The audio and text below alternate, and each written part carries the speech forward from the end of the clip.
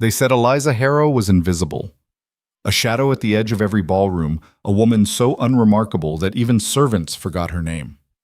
But on the coldest night of the winter season, while champagne flowed and diamonds glittered under 1,000 candles, that invisible woman heard something no one else did. A secret so explosive it could shatter the most powerful engagement in the kingdom. And when she made the choice to speak, when she crossed that glittering floor to warn a man who had never once looked her way, she set in motion a scandal that would prove one devastating truth: the quietest voice can deliver the loudest blow. Stay until the end to see how one decision changed everything. Drop a comment with your city if you're watching right now. Let's see how far this story reaches tonight. The Ashford Winter Ball was a spectacle designed to intimidate. Crystal chandeliers hung from vaulted ceilings like frozen waterfalls, each prism catching candlelight and scattering it across marble floors polished to a mirror shine. The ballroom stretched impossibly wide, filled with the rustle of silk gowns, the measured cadence of a string quartet, and the carefully modulated laughter of people who had spent their entire lives learning how to perform power. Eliza Harrow stood exactly where she always stood, in the narrow space between a marble column and a potted fern, close enough to the champagne table to justify her presence, far enough from the dancing to avoid unwanted attention. She wore a dress of deep forest green, well made but last season's cut.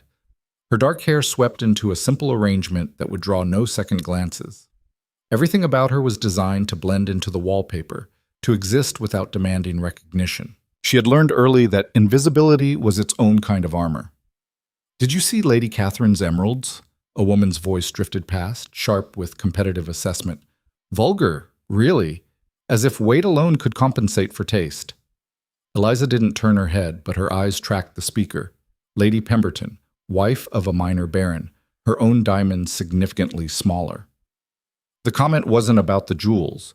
It was about hierarchy, about maintaining the ruthless social order that governed every interaction in this glittering room. The capital's elite operated like a wolf pack, and Eliza had studied them with the careful attention of someone who knew she would never be part of the hunt. She was the daughter of Baron Harrow, a man whose modest estate bordered the northern frontier, respectable enough for invitations, insignificant enough to be forgotten the moment she left the room. But Eliza didn't mind being forgotten. Being forgotten meant people spoke freely around her. It meant she saw things. Tonight she had already observed 17 separate power plays unfolding across the ballroom floor. The subtle shift of alliances as the Marquis of Thornbury steered his daughter away from the younger Ashford son. The calculated pause before Lord Weston acknowledged his cousin, a public reminder of some private slight. The way Lady Montgomery's smile never quite reached her eyes when she greeted the woman who had briefly captured her husband's wandering attention 3 seasons ago. Every gesture was a negotiation. Every word was weighted with intent. "Miss Harrow!" Eliza turned, composing her face into polite attention. Mrs. Whitmore, a kind woman whose husband managed trade contracts for the Crown, offered a warm smile. She was one of the few people who actually noticed Eliza existed. "Mrs. Whitmore, how lovely to see you. I was just telling my husband you must come for tea next week. I found the most fascinating book on botanical illustration. I know you appreciate such things." It was a small kindness, an acknowledgement of shared interest that had nothing to do with title or fortune. Eliza felt genuine warmth bloom in her chest. "I would enjoy that very much." They spoke for several minutes about gardens and books, a brief island of authentic conversation in an ocean of performance. When Mrs. Whitmore was pulled away by her husband to greet arriving guests, Eliza felt the familiar solitude settle back around her shoulders like a well-worn cloak. The music shifted to a waltz. The crowd rearranged itself with practiced efficiency, dancers claiming their partners while others retreated to the room's perimeter. Eliza watched the patterns emerge. The careful choreography of who danced with whom, who was left standing alone, who used the movement to engineer private conversations. Her attention caught on the couple at the center of it all. Lady Vivian Ashford moved like water given human form, her gown of midnight blue silk flowing around her as she turned in perfect rhythm with her partner. She was beautiful in the way that stopped conversation, with golden hair swept into an elaborate arrangement and features that belonged in classical paintings. But it wasn't just beauty that made her magnetic. It was confidence, the absolute certainty that she deserved to be the center of every room she entered. Her dance partner was Adrian Vale, Duke of Blackridge, the man she would marry in 3 months' time. The Duke was tall and broad-shouldered, moving with the controlled precision of a man trained for command. His features were sharp, almost severe. High cheekbones, a strong jaw, eyes the color of slate under storm clouds. He didn't smile as he danced. He rarely smiled at all, from what Eliza had observed. But he was unfailingly correct in his manners, meticulous in his duties, and commanded respect through sheer competence and unassailable reputation. Their engagement had been celebrated as a perfect match.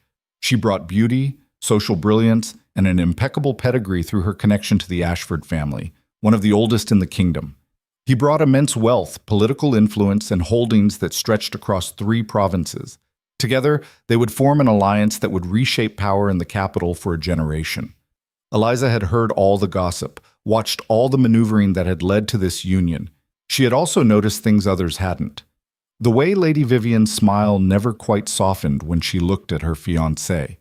The absence of any spontaneous gesture of affection between them. The Duke's careful distance, always precisely correct, but never warm. It was a marriage of strategy, not feeling. That was common enough among the aristocracy. What made Eliza uneasy was something else, something she couldn't quite name, a wrongness in the pattern, like a discordant note in an otherwise perfect symphony. The waltz ended. The Duke escorted Lady Vivian from the floor with impeccable formality, his hand barely touching her elbow. They separated almost immediately, she drawn toward a cluster of admirers, he toward a group of gentlemen discussing what looked like serious business near the far windows. Eliza's gaze followed Lady Vivian. The woman accepted champagne, laughed at something someone said, then excused herself with practiced grace. Her trajectory was casual, seemingly aimless, but Eliza had been watching people long enough to recognize purpose disguised as wandering. Lady Vivian was heading toward the terrace doors. It wasn't unusual for guests to step outside for air. The ballroom was warm with the press of bodies and the heat of hundreds of candles. But something about the deliberate casualness of Vivian's movement made Eliza's instincts prickle. She wasn't the only one moving toward the terrace. From the opposite side of the room, weaving through the crowd with equal nonchalance, came Lord Marcus Thorne. He was younger than the Duke by perhaps 5 years, handsome in an easy, careless way, and possessed of enough charm to smooth over his complete lack of ambition or fortune. He was known for attending parties, for flirtation, for gambling debts his older brother periodically paid off to avoid scandal. He was not the sort of man Lady Vivian Ashford should have any reason to meet in a darkened garden. Eliza set down her untouched champagne. Her heart had begun to beat faster, a tight drum of awareness in her chest. This was none of her concern. She should stay exactly where she was, in her safe space at the edge of observation, and mind her own business. But her feet were already moving. She slipped through a side door that led to the servants' corridor, a path she'd discovered at a previous ball when she'd needed to escape an unwanted conversation. The narrow hallway ran parallel to the main rooms, with small windows that looked out onto the garden. If she was quick, if she was quiet, she could position herself to see what was happening on the terrace without being observed. The cold hit her the moment she eased open the exterior door.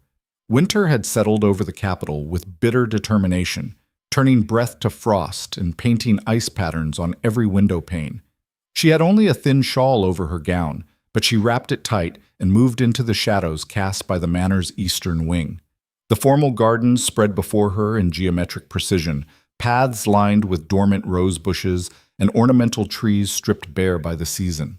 Moonlight turned everything silver and black, beautiful and stark. Snow from 2 days prior still clung to shadowed corners, refusing to melt despite the groundskeeper's efforts. Voices drifted from the far end of the terrace. Eliza pressed herself against the cold stone wall and moved closer, her slippers silent on the flagstone path. She could see them now. 2 figures standing in the alcove formed by the terrace's corner, partially hidden by the bare branches of a climbing rose. "Absolutely mad to risk this here," Lord Thorne's voice, pitched low, but carrying in the cold air. "Anyone could see." "Which is precisely why they won't suspect." Lady Vivian's response was calm, amused even.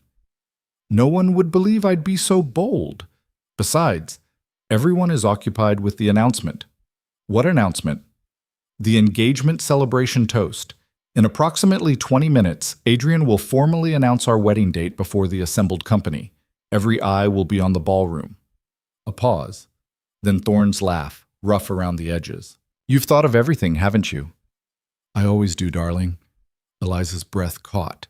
The term of endearment, casual and intimate, hung in the frozen air like a confession. She should leave. She should turn around, go back inside, and forget what she'd heard. This was dangerous knowledge, the kind that could burn anyone who touched it. But she couldn't move. After the wedding, Vivian continued, her voice dropping to something almost tender, we'll have to be more careful, but not too careful. Adrian will be occupied with his duties, his estates. He married me for appearance and alliance, not affection. He'll have his life, and I'll have mine. You're certain he won't expect what? A love match? Please. The man is ice-wrapped in propriety. He wants a duchess who can manage his household and represent his interests at court. I'll give him that. And in exchange, I'll have wealth, position, and the freedom to do exactly as I please. And me? Thorne's question held an edge of uncertainty that might have been vulnerability on another man. You, my sweet fool, will be exactly where you've always been, in my bed and in my confidence. You're the one thing in this entire performance that's real. The sound of rustling fabric, then silence that spoke louder than words. Eliza felt heat rise in her face despite the cold. She pressed harder against the stone wall, making herself smaller, invisible. When they separated, Vivian's voice had regained its aristocratic composure. Return to the ballroom. Use the east entrance and make sure you're seen speaking to someone inconsequential. I'll come back through the main terrace doors in 5 minutes. And if he finds out? He won't. Adrian Vale is many things, but he's not intuitive about matters of the heart. He barely believes such things exist. The contempt in her voice was subtle, but unmistakable. Now go. And Marcus, she caught his hand, 3 months. Then we'll have everything we want. Everything you want, he corrected, but without real heat. I'd have been content with you in a cottage somewhere. How terribly boring that would have been. For both of us. She kissed him once more, quick and possessive. Go. Eliza watched Lord Thorne disappear down the garden path toward the east wing. Lady Vivian remained in the alcove for several minutes, her face tilted toward the moon, expression unreadable in the silver light. Then she smoothed her gown, checked her hair with practiced fingers, and glided back toward the ballroom as if she'd simply stepped out for air. Eliza stood in the shadows, her mind racing. She had just witnessed confirmation of an affair that would devastate the Duke of Blackridge if it became known after the marriage. Worse, she had heard the plan, a calculated scheme to use the wedding for position and wealth while continuing the betrayal indefinitely. The smart choice, the safe choice, was to say nothing. This wasn't her world, these weren't her people. She was the daughter of a minor baron, nobody of consequence. If she spoke and was believed, she would make powerful enemies. If she spoke and was not believed, she would be destroyed. The cold was seeping through her shawl, making her shiver. She needed to get back inside before anyone noticed her absence.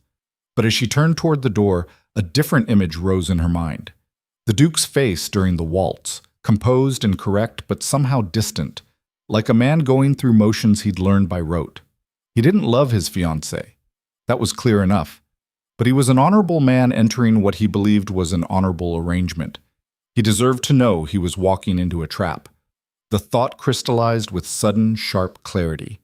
This wasn't about society or politics or the games these people played. This was about basic human decency, about one person warning another before they stepped off a cliff. Eliza's hands were shaking, and not from the cold.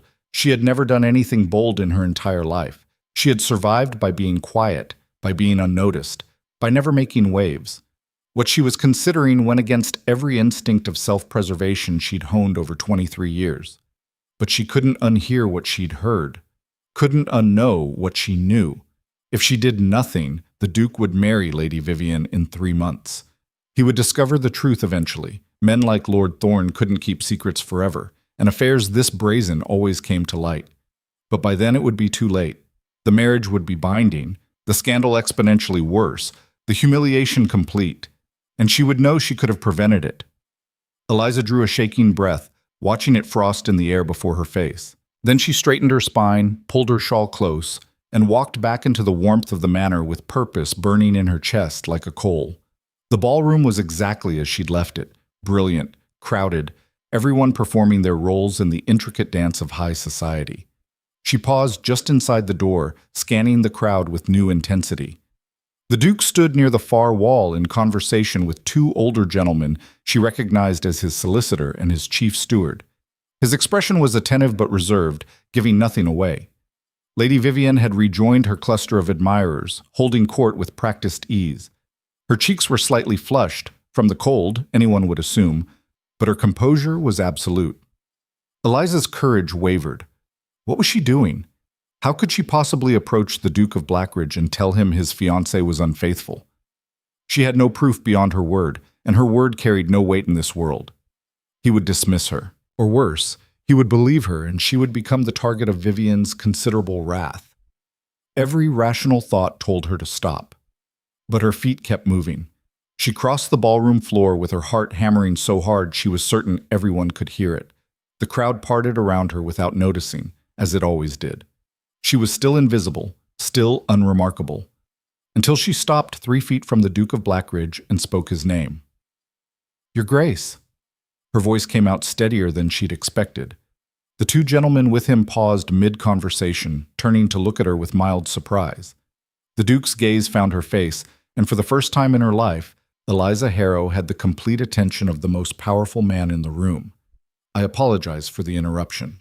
She kept her voice low, aware of the curious glances beginning to turn their way.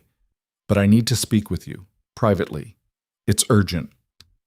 The Duke's expression didn't change, but something shifted in his eyes, a sharpening of focus, an assessment. He was a man accustomed to threats and opportunities presenting themselves in unexpected forms. He didn't dismiss her out of hand. "Gentlemen, if you'll excuse me." He inclined his head to his companions, then offered Eliza his arm with perfect formality. "Miss Harrow. Eliza Harrow." "Miss Harrow, shall we?" He guided her toward a small antechamber off the main ballroom, a space designed for private conversations during large gatherings. The moment the door closed behind them, muffling the music and chatter, he released her arm and took a step back, maintaining proper distance. "You have my attention, Miss Harrow. I suggest you use it well." His voice was deep, controlled, with an edge that suggested he did not appreciate having his time wasted. Up close, he was even more imposing than she'd realized. Not just tall, but solid, with the bearing of a man who'd spent years commanding soldiers before inheriting his title. Eliza's courage nearly failed her, but she'd come this far. "Your Grace, I apologize for the presumption, but I've learned something tonight that I believe you need to know." She paused, gathering her thoughts, knowing she would have one chance to make him believe her. "It concerns your fiancé." His expression went very still. "Go on." "Approximately 15 minutes ago, I was outside taking air. I observed Lady Vivian meet with Lord Marcus Thorne in the garden. Their conversation and conduct made it clear that they are engaged in an intimate relationship. Moreover, they discussed plans to continue this relationship after your marriage." The words fell into silence like stones into deep water. The Duke's face revealed nothing. He stood absolutely motionless, his gaze fixed on her with an intensity that made her want to retreat. When he finally spoke, his voice was dangerously quiet. "That is a serious accusation, Miss Harrow." "I know." "What possible reason would you have to make it?" "None." The truth of it steadied her voice. "I gain nothing from this conversation. In fact, I risk a great deal, but I overhead their plans, and I couldn't let you walk into this marriage without knowing." "Why?" The question was simple, but it demanded honesty. Eliza met his gaze directly. "Because it's wrong. Because you deserve to know the truth before you bind yourself to a lie. And because—" She hesitated, then pushed forward. "Because I've spent my entire life watching people in this world manipulate and deceive each other. And most of the time it doesn't matter. But this time it does. This time someone can stop it before the damage is done." The Duke studied her for a long moment, his expression unreadable. Then he moved to the window, looking out at the moonlit garden. You understand what you're asking me to believe? That my fiancée, the daughter of one of the kingdom's most respected families, is conducting an affair with a man of no consequence and planning to make a fool of me. I understand it sounds like precisely the sort of vicious rumor that circulates at these gatherings, the kind designed to destroy reputations and create scandal. He turned back to face her, or the kind a rival might plant to undermine an alliance. I have no rivals, Your Grace. I'm nobody. Then perhaps you're simply mistaken. You saw a conversation and interpreted it through innocent eyes. Eliza felt frustration rise in her chest. I am many things, Your Grace, but innocent is not one of them. I know what I saw. I know what I heard. Lady Vivian called him darling. She spoke of having everything she wanted after the wedding, wealth, position, and him.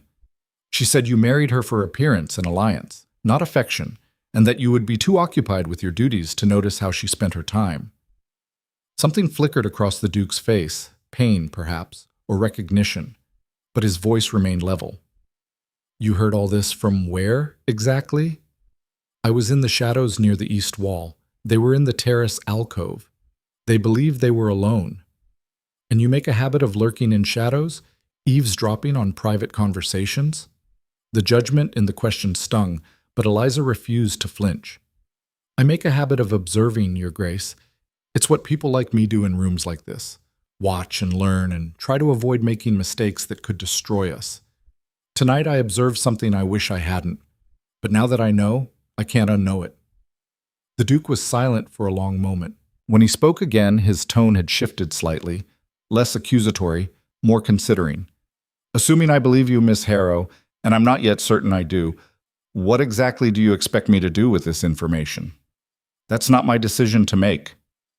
You've given me an explosive accusation without proof. You've put me in an impossible position. If I confront Lady Vivian based solely on your word, she will deny it. If I break the engagement without cause, I damage both our families' reputations. And if I do nothing, he broke off, jaw tightening. What did you think would happen when you made this choice? Eliza felt the weight of it settle on her shoulders. He was right. She had created an impossible situation, but she couldn't regret it. I thought, she said quietly, that you deserved the truth. What you do with it is your own choice, Your Grace. But they plan to meet again at midnight, after you make the announcement toast.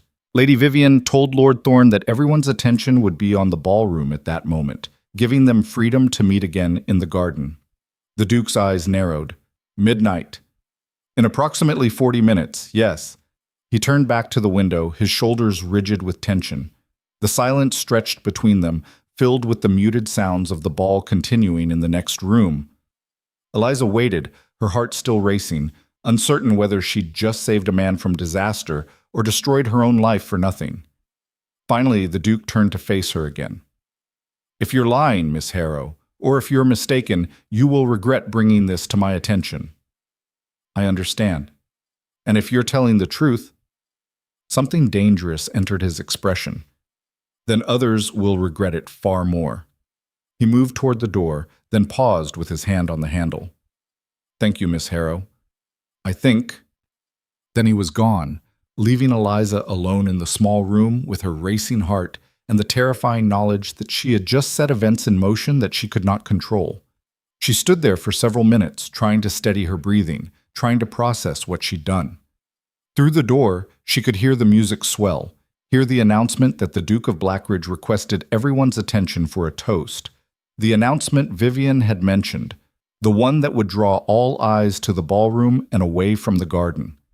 Eliza slipped out of the antechamber and made her way back to her usual position at the room's edge. No one had noticed her absence. No one noticed her return. The Duke stood at the center of the room, Lady Vivian at his side. Both of them elevated on the musicians' platform. Champagne glasses had been distributed.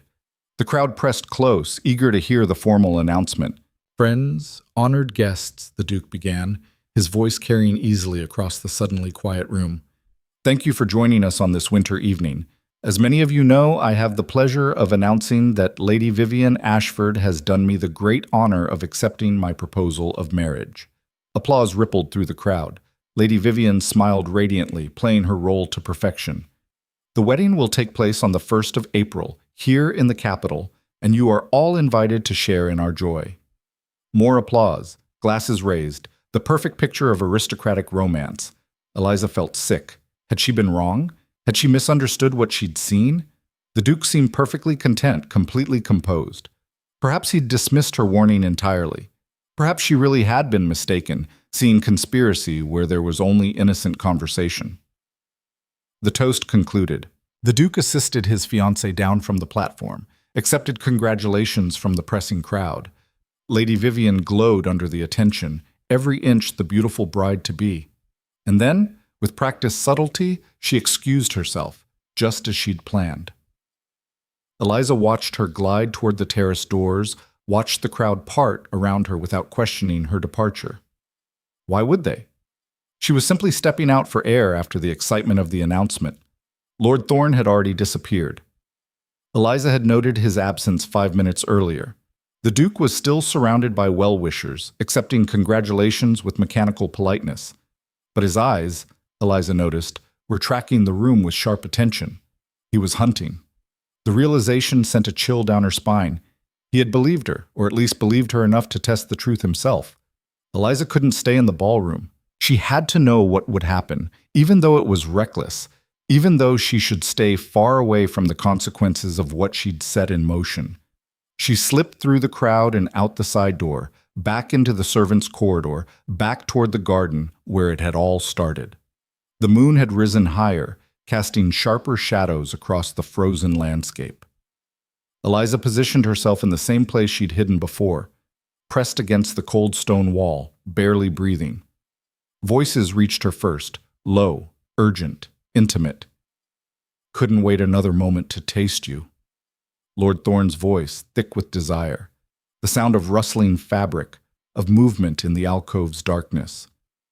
"Careful, darling. We have perhaps 10 minutes before someone notices." Lady Vivian's response cut off abruptly. How touching! The Duke's voice was ice and iron, cutting through the night like a blade. Eliza couldn't see from her position, but she could hear everything, the sharp intake of breath, the stumbling sounds of people separating in shock and panic. "Adrian?" Vivian's voice stripped of its usual confidence. "This isn't... I can explain." "Can you?" It wasn't a question. The Duke's tone held no inflection at all, which somehow made it more terrible than shouting would have been. "Please, do explain how I find you in the arms of another man not 30 minutes after I announced our wedding date to the entire capital." "It's not what it looks like." Vivian was recovering, her voice gaining strength. "Lord Thorne made unwanted advances. I was simply... Don't." The single word cracked like a whip. "Do not insult me further with obvious lies. I heard quite enough." A pause. Then Thorne's voice shaking slightly. "Your Grace, I can assure you..." "You can assure me of nothing, Thorne. Leave. Now. Before I forget myself entirely and challenge you." The sound of rapid footsteps, of someone fleeing into the night. "Adrian, please listen to me." Vivian had switched tactics, her voice softening, turning pleading. "This was a terrible mistake, a moment of weakness. It means nothing. You must believe that I heard you." The Duke's voice remained perfectly level, which made the words even more devastating. "Not 10 minutes ago I stood in those shadows and heard every word you spoke to him, every plan, every calculated scheme. How you would marry me for wealth and position while keeping him as your lover. How I was too cold, too occupied to notice or care." The silence that followed was suffocating. When Vivian spoke again, all pretense had vanished. Her voice was hard, sharp, defensive. "You were never going to love me anyway. This was always a business arrangement. You said so yourself. You needed a wife who could manage your household and represent your interests. I can still do that. What I do in my private hours is no longer any concern of mine." The Duke's words fell like stones. "Because as of this moment, our engagement is ended." "You can't," panic entered her voice. The announcement was made, the contracts are signed. You'll create a scandal that will destroy both our families. Then let it burn. For the first time, emotion cracked through his control. Fury, cold and absolute. I would rather face scandal than live a lie. I would rather break every convention of society than bind myself to a woman who holds me in contempt while entertaining her lover in my own garden. This is her doing. Vivian's voice turned vicious. That mousy little nobody who whispered poison in your ear. Eliza Harrow, isn't it? She's trying to ruin me out of jealousy, can't you see that? Miss Harrow tried to save me from making the worst mistake of my life. I suggest you focus less on blaming her and more on considering how you'll explain this to your family. You'll regret this, Adrian. I'll make certain everyone knows it was you who broke faith. You who destroyed... Do your worst, Vivian. I'm certain society will be fascinated by the truth of why I ended our engagement, particularly when they learn it was because I found you in another man's arms on the night of our announcement. Eliza pressed herself harder against the wall, her heart pounding. This was worse than she'd imagined, more raw, more painful. She'd known there would be consequences, but hearing the destruction unfold in real time was almost unbearable. I could have made you happy. Vivian's voice had gone quiet, almost reflective. If you'd ever bothered to try to know me. But you didn't want a wife, Adrian. You wanted a display piece, so don't act wounded that I found warmth somewhere else. Perhaps you're right. The Duke's response held an edge of weariness. Perhaps we would have made each other miserable in different ways, but at least I would have honored my vows. That's the difference between us, Vivian. I may be cold, but I'm not a liar. Then we're done? We're done. The sound of skirts sweeping across stone, of footsteps retreating toward the ballroom. Then silence, heavy and complete. Eliza remained frozen against the wall, afraid to move, afraid to breathe. After several long minutes, she heard different footsteps, heavier, slower, moving away from the terrace toward the garden's outer path. The Duke, walking away from the ballroom entirely. She waited another full minute before she dared to move. Her entire body was shaking now, from cold and shock and the enormity of what had just transpired. She had destroyed an engagement. She had created exactly the kind of scandal that would dominate society gossip for months, and she had no idea what would happen next. When she finally returned to the ballroom, the atmosphere had already shifted. Whispers ran through the crowd like electricity. Lady Vivian had returned, her composure remarkable, but not quite perfect, her color too high, her hands gripping her champagne glass too tight. The Duke was nowhere to be seen. Within an hour, everyone would know the engagement was broken. By morning, the speculation about why would be rampant, and Eliza Harrow, the woman no one usually noticed, would be at the center of it all. She found her original position by the column and tried to become invisible again, but it was too late for invisibility. Mrs. Whitmore appeared at her elbow, eyes wide with concern. "Eliza, dear, what's happened? They're saying the Duke and Lady Vivian have had some sort of falling out. Is it true?" Before Eliza could answer, another voice cut in. Lady Pemberton, the woman who'd criticized the emeralds earlier, now focused on Eliza with predatory interest. "Miss Harrow, how extraordinary. I'm told you had a private conversation with His Grace just before the announcement. How fascinating." The temperature in Eliza's blood dropped several degrees. This was it, the beginning of whatever would come next. She lifted her chin and met Lady Pemberton's sharp gaze with as much composure as she could muster. "I spoke with the Duke briefly, yes. Nothing of consequence." "How modest of you." The words dripped with skepticism. I wonder if the Duke would characterize it the same way? More faces were turning toward them now, more attention focusing on the quiet woman who had somehow inserted herself into the center of the season's most important engagement. Eliza felt the weight of it pressing down on her shoulders, the scrutiny, the speculation, the danger. She had made herself visible in the most dramatic way possible. There was no going back to anonymity now. Whatever came next, she would have to face it. But as she stood there, surrounded by curious faces and barely concealed hostility, one thought rose above all others. She had done the right thing. She had warned a man about to walk into a trap, and he had chosen to listen. The consequences would be severe, but at least they would be honest. And in a world built on lies and performance, That felt like a small victory worth fighting for. The whisper started before dawn. Eliza woke to the sound of her maid, Dorothy, moving unusually quietly through the room as if afraid to wake her. When she finally opened her eyes, Dorothy's face was pale and pinched with worry. "Miss Eliza." Her voice was barely above a whisper. "You need to see this." She held out a folded newspaper, the morning edition of the Capital Gazette. Eliza sat up, her stomach already twisting with dread, and took the paper with trembling hands. The headline dominated the front page in bold, unforgiving type. "Duke of Blackridge breaks engagement. Scandal rocks Ashford family." Her eyes skimmed the article below, each word landing like a physical blow. The engagement had been terminated immediately following the announcement ball. Sources close to the family suggested infidelity. Lady Vivian Ashford had been seen in distress. The Duke had left the ball without explanation and had not been available for comment. And there, buried in the third paragraph, was her name. Miss Eliza Harrow, daughter of Baron Harrow, was observed in private conversation with the Duke shortly before the announcement. The nature of their discussion remains unknown, though speculation is rampant. "They're saying terrible things, miss." Dorothy wrung her hands. "In the servants' hall, the gossip is, well, it's not kind. Some are saying you're a social climber who invented lies to break up the engagement. Others say Lady Vivian is already planning her revenge." Eliza's hands tightened on the newspaper, crinkling the cheap paper. "What else are they saying?" "That you should stay home today, that it isn't safe to be seen in public until this settles." But Eliza knew it wouldn't settle. Not quickly. Not easily. She had inserted herself into the most explosive scandal of the season, and now she would pay the price. "Help me dress, Dorothy.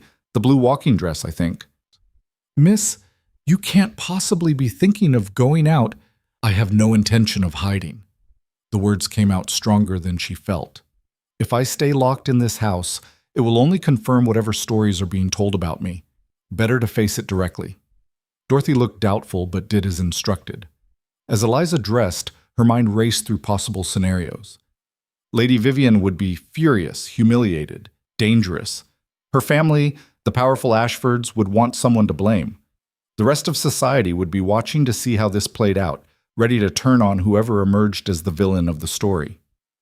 And Eliza had no powerful allies, no social armor to protect her from the coming assault. By the time she descended the stairs, her father was waiting in the breakfast room, his face grave. Baron Harrow was a gentleman, more comfortable with books and estate management than society politics. The newspaper lay open before him, and his expression told Eliza everything she needed to know about how this would affect their family. "Eliza, sit down, please." She took her seat across from him, her appetite completely gone despite the breakfast spread on the table. "I need you to tell me the truth." His voice was kind but firm. "What exactly happened at that ball?" So she told him. Everything. The conversation she'd overheard, her decision to warn the Duke, what had transpired in the garden. Her father listened without interrupting, his face growing more troubled with each sentence. When she finished, he was silent for a long moment. "You understand what you've done," he finally said. "You've made an enemy of one of the most influential families in the capital. The Ashfords have connections that reach into every corner of society.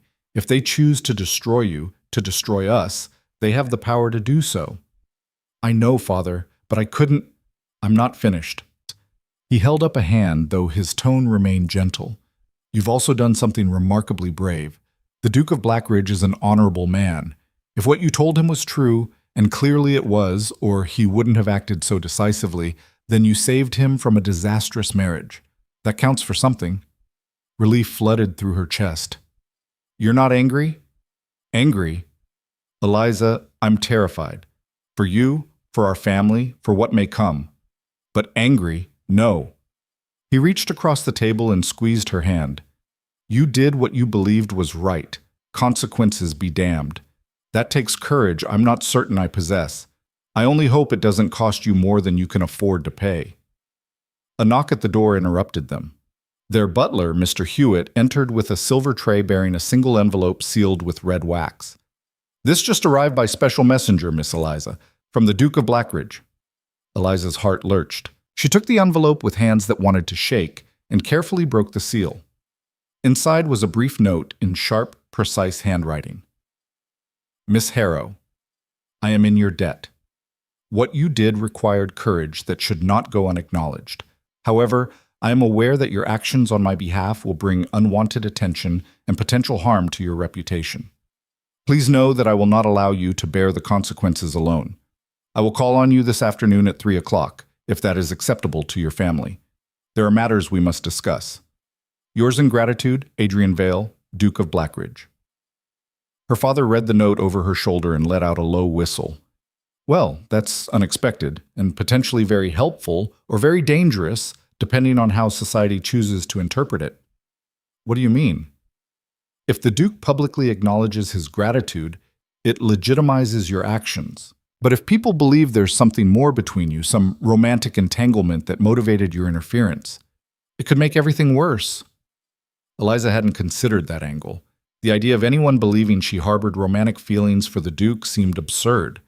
She had never exchanged more than polite greetings with the man before last night. But society thrived on scandal, and an impossible romance made for better gossip than simple honesty. We'll receive him, of course, her father said. And Eliza, be very careful what you say. Every word will be analyzed, every gesture scrutinized. This conversation could determine your entire future. The morning passed with agonizing slowness. Eliza tried to read but couldn't focus. She attempted needlework and pricked her finger 3 times in as many minutes. Finally, she gave up and simply paced the drawing room, watching the clock creep toward 3. At precisely 3 o'clock, Mr. Hewitt announced the Duke of Blackridge. Adrian Vale entered the drawing room with the same controlled authority he carried everywhere, but Eliza noticed the tension in his shoulders, the faint shadows under his eyes that suggested he'd slept as poorly as she had. He was dressed impeccably in dark gray, his cravat tied with mathematical precision. Her father rose to greet him, and they exchanged the requisite pleasantries. But the Duke's attention shifted quickly to Eliza. Miss Harrow, thank you for receiving me. Your Grace, she curtsied, her heart hammering. May I say, I'm sorry for the chaos my actions have caused. Something flickered in his expression, surprise, perhaps, or appreciation. You have nothing to apologize for. The chaos, as you call it, was already present. You simply brought it to light before it could cause greater damage. He glanced at her father, then back to Eliza. Baron Harrow, if you'll permit me, I'd like to speak with your daughter privately for a moment. I give you my word as a gentleman that this conversation is strictly a matter of business and gratitude. Her father hesitated, clearly torn between propriety and curiosity, then nodded. I'll be just outside if you need me, Eliza. When they were alone, the Duke moved to the window, looking out at the modest garden beyond. When he spoke, his voice was quieter than before. I owe you an explanation, and a warning. I'm listening. Last night, after I left the ball, I spent several hours with my solicitor and my family's closest advisors. The situation is complicated. Lady Vivian has not accepted the termination of our engagement quietly. She's spreading her own version of events, painting you as a jealous manipulator who invented lies to separate us. Eliza's stomach sank. I expected as much. Her family is supporting her narrative. They have to. The alternative is admitting that their daughter conducted an affair and planned to continue it after marriage. The Ashfords are powerful, Miss Harrow. They're already leveraging their influence to turn society against you. And against you as well, I imagine. A bitter smile touched his lips. I'm a duke with considerable wealth and holdings. I can weather a scandal. You cannot, which is why I'm here to offer you protection. Eliza turned to face him fully. What kind of protection? Public acknowledgement first. I'm going to make it known that you acted out of moral conviction and honesty, not malice or ambition. I'll use whatever influence I have to counter the Ashfords' narrative. That will only make them target you more viciously. Let them try. Steel entered his voice. I've faced down enemies on battlefields and in Parliament. I'm not afraid of society gossip. But you should be. Eliza surprised herself with the force of her words. You broke an engagement with one of the most celebrated women in the capital on the night you announced your wedding date. Even if everyone knows the truth, even if they believe she was unfaithful, many will still blame you for creating public scandal, and they'll blame me for causing it. The Duke studied her with those sharp gray eyes. You understand the battlefield remarkably well for someone who claims to prefer the edges of the room. Observation is its own form of combat experience. He almost smiled at that. Indeed, which brings me to my second offer, and the reason I wanted to speak privately. He paused, choosing his words carefully. Miss Harrow, I'm going to propose something highly unconventional. You're free to refuse, and I won't think less of you for it, but I believe it may be the best solution for both of us. Eliza's pulse quickened. Go on. Marry me. The words fell into the silence like an explosion. Eliza actually took a step backward, certain she'd misheard. I beg your pardon? I know how it sounds, but hear me out. He moved closer, his expression earnest. Society expects me to marry. My family requires it. My position demands it. I had chosen Lady Vivian for practical reasons. She met the criteria I believed necessary for a duchess. But you've shown me that practical considerations mean nothing if the foundation is built on deception. Your Grace, I don't understand what you're proposing. A marriage of mutual benefit and honest terms. You need protection from the Ashfords' wrath and society's judgment. I need a wife who won't betray me and who understands the reality of what this union would be. We could offer each other safety, security, and honesty.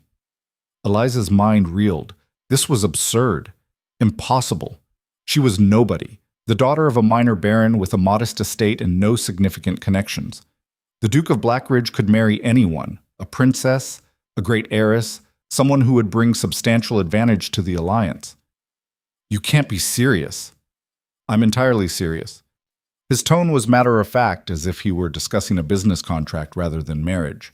Consider the alternatives. If you refuse, you'll face months, possibly years, of social ostracism. The Ashfords will make certain you're blamed for the broken engagement. Your family will suffer by association. Your chances of making any other respectable match will be severely damaged. And if I accept this mad proposal, people will say I manipulated the situation deliberately, that I invented lies to trap you into marriage. Some will say that regardless. But as my wife, you'll have the protection of my name, my title, and my resources. The Ashfords won't dare to attack you openly, and in time, when the scandal fades, as all scandals eventually do, you'll have a position of genuine security and influence. Eliza turned away from him, her thoughts spinning. This was madness. She barely knew this man. The idea of marrying him, of stepping into the role of duchess, was so far beyond anything she'd ever imagined that she couldn't even properly grasp it. What would you expect from me? She asked quietly. In this marriage of mutual benefit? Honesty, first and foremost. Competent management of my household and social obligations. Discretion in your conduct. And eventually, children to secure the succession, though I would never force that issue. And what would you offer in return? Security. Freedom to pursue your own interests within reason, respect for your intelligence and judgment, and my word that I will never deceive you or betray the terms we agree upon. It was the most clinical proposal imaginable. No romance, no pretty words, just a clear-eyed assessment of practical realities. And yet, there was something almost appealing in its honesty. You don't love me, Eliza said. You don't even know me. No, but I trust you, which is more valuable. You could have stayed silent last night and avoided all of this. You chose truth over safety. That tells me more about your character than months of courtship ever could. Eliza turned back to face him. And you believe that's enough? That trust and practical considerations can sustain a marriage? I believe it's more than many marriages in our world possess. Love is a luxury, Miss Harrow. We're negotiating survival. The word struck her. Survival. That's exactly what this was. Not romance, not fairy tale transformation, just two people trying to navigate a hostile environment and protect themselves from predators. Before she could respond, rapid knocking sounded at the front door. Raised voices echoed from the entrance hall. Then Mr. Hewitt burst into the drawing room, his usual composure shattered. Miss Eliza, Your Grace, I apologize for the interruption, but there are people outside. Quite a crowd. They're demanding to see Miss Harrow. The Duke moved to the window and looked out. His expression darkened. It started sooner than I anticipated. Eliza joined him at the window and felt her blood turn cold. At least 30 people had gathered in the street outside her family's modest townhouse. Some held what looked like pamphlets. Others were simply shouting, "Social climber! Liar! Homewrecker!" The chants were scattered at first, then began to synchronize into a rhythmic accusation. Eliza watched a woman in expensive furs throw something at their front door, eggs, which splattered against the wood and dripped down in yellow streams. "This is the Ashfords' doing," the Duke said quietly. "They've orchestrated this. Paid agitators mixed with genuinely outraged society members, creating a mob to intimidate you." Eliza's father appeared in the doorway, his face white. "This is outrageous. I'm sending for the constabulary." "By all means, do so. But they won't arrive quickly, and even when they do, dispersing an angry crowd takes time." The Duke's jaw tightened. "Miss Harrow, I need your answer now. Will you marry me? Because if you accept, I can end this immediately." "How?" "By making it clear that you're under my protection and that anyone who threatens you threatens me." The crowd outside was growing louder, more aggressive. Someone threw a rock that shattered one of the front windows. Dorothy screamed from somewhere deeper in the house. Eliza looked at her father, saw the fear and helplessness in his eyes. Looked at the Duke, standing rigid with controlled fury. Looked at the mob outside, their faces twisted with righteous anger over a situation they didn't understand and didn't care to. This was the harsh environment she had to navigate now. Not a physical wilderness, but a social one where reputation was currency and public opinion could destroy lives as thoroughly as any storm or predator. She could refuse the Duke's offer, face this mob and whatever came after, and hope she and her family survived the ordeal. Or she could accept his protection, bind herself to a stranger in a marriage built on transaction rather than affection, and trade one form of survival for another. Both choices were impossible. Both required sacrificing something essential. But one of them offered a chance to fight back. "Yes," she said, her voice steady despite the chaos outside. "I'll marry you." The Duke's expression shifted, relief, determination, something almost like respect. He strode to the front door before anyone could stop him and threw it open, stepping out onto the front steps. The crowd's noise faltered, then swelled again as they recognized him. "That's him! The Duke! She's bewitched him!" But Adrian Vale's voice, trained to command soldiers in battle, cut through the din like a blade. "Silence!" The sheer authority in that single word shocked the mob into compliance. Into the sudden quiet, the Duke spoke with cold precision. "I am Adrian Vale, Duke of Blackridge. The woman you're threatening is Miss Eliza Harrow, and as of this moment, she is under my formal protection. In 3 days' time, she will become my wife and your Duchess." Stunned silence. Then an explosion of reaction, shock, disbelief, outrage. "This is exactly what we warned about," a woman shouted. "She destroyed your engagement to steal your title." "Miss Harrow destroyed nothing. She warned me that I was about to marry a woman conducting an affair with another man. She did so at great personal risk, expecting no reward. I verified the truth of her claims with my own eyes and ears. The broken engagement is entirely the result of Lady Vivian's betrayal, not Miss Harrow's interference." "You have only her word against Lady Vivian's." "I have the evidence of what I witnessed myself. I suggest you direct your outrage at the person who actually committed the betrayal, not the person who had the courage to expose it." Someone in the crowd laughed, bitter and mocking. "How convenient for both of you. She ruins your engagement and coincidentally ends up as your wife. And we're supposed to believe there was no conspiracy?" The Duke's expression could have frozen the sun. "Believe what you wish, but understand this. Miss Harrow is now under my protection. Anyone who threatens her, slanders her, or attempts to harm her in any way will answer to me personally. I trust that's sufficiently clear?" He didn't wait for a response. He turned, walked back inside, and closed the door firmly behind him.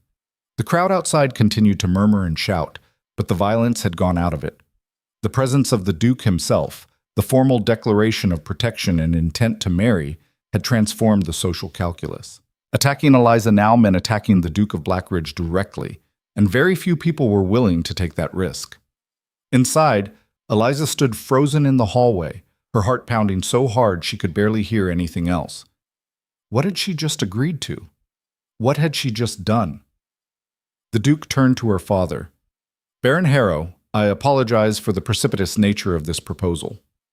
Under normal circumstances, I would have requested your permission privately and allowed for proper courtship, but circumstances are far from normal. Her father looked between them, clearly struggling to process the speed of events. Your Grace, This is highly irregular. My daughter barely knows you. To rush into marriage is the only way to protect her from what the Ashfords will unleash if we give them time. The Duke's voice gentled slightly. I give you my word, sir, that I will honor your daughter and provide for her welfare. This may not be a conventional courtship, but it will be an honest marriage. Eliza? Her father's eyes found hers, pleading for guidance. Is this what you want? Want? The question was almost laughable. She didn't want any of this. The scandal, the threats, the impossible choice between terrible options. But want was a luxury she couldn't afford. It's what I choose, she said. That's not the same thing, but it's enough. Her father's shoulders sagged in resignation. Then you have my blessing, for whatever that's worth in this madness. The Duke nodded. Thank you. I'll make the necessary arrangements. The wedding will take place in 3 days at my family's chapel. Small, private, but legally binding. Afterward, Miss Harrow will move to Blackridge House, where she'll be safe from further harassment. 3 days? Eliza's voice rose despite her best efforts. That's barely enough time to... It's enough time for the Ashfords to organize more substantial opposition if we give them the opportunity. Every day we delay is another day for them to spread poison and rally support. The faster we move, the less room we give them to maneuver. He was right, strategically. But the reality of marrying a stranger in 3 days, of completely upending her entire life in 72 hours, was overwhelming. I should go, the Duke said. My presence here will only draw more attention, and you need time to prepare. I'll send my own staff to assist with the arrangements and to provide additional security for your household. He moved toward the door, then paused.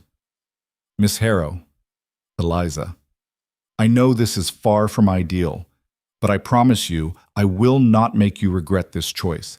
You saved me from a disastrous marriage. The least I can do is ensure this one is bearable. Bearable. Not happy, not loving, but bearable. It was perhaps the most honest assessment of marriage she'd ever heard from an aristocrat. After he left, Eliza sank into the nearest chair, her legs suddenly unable to support her weight.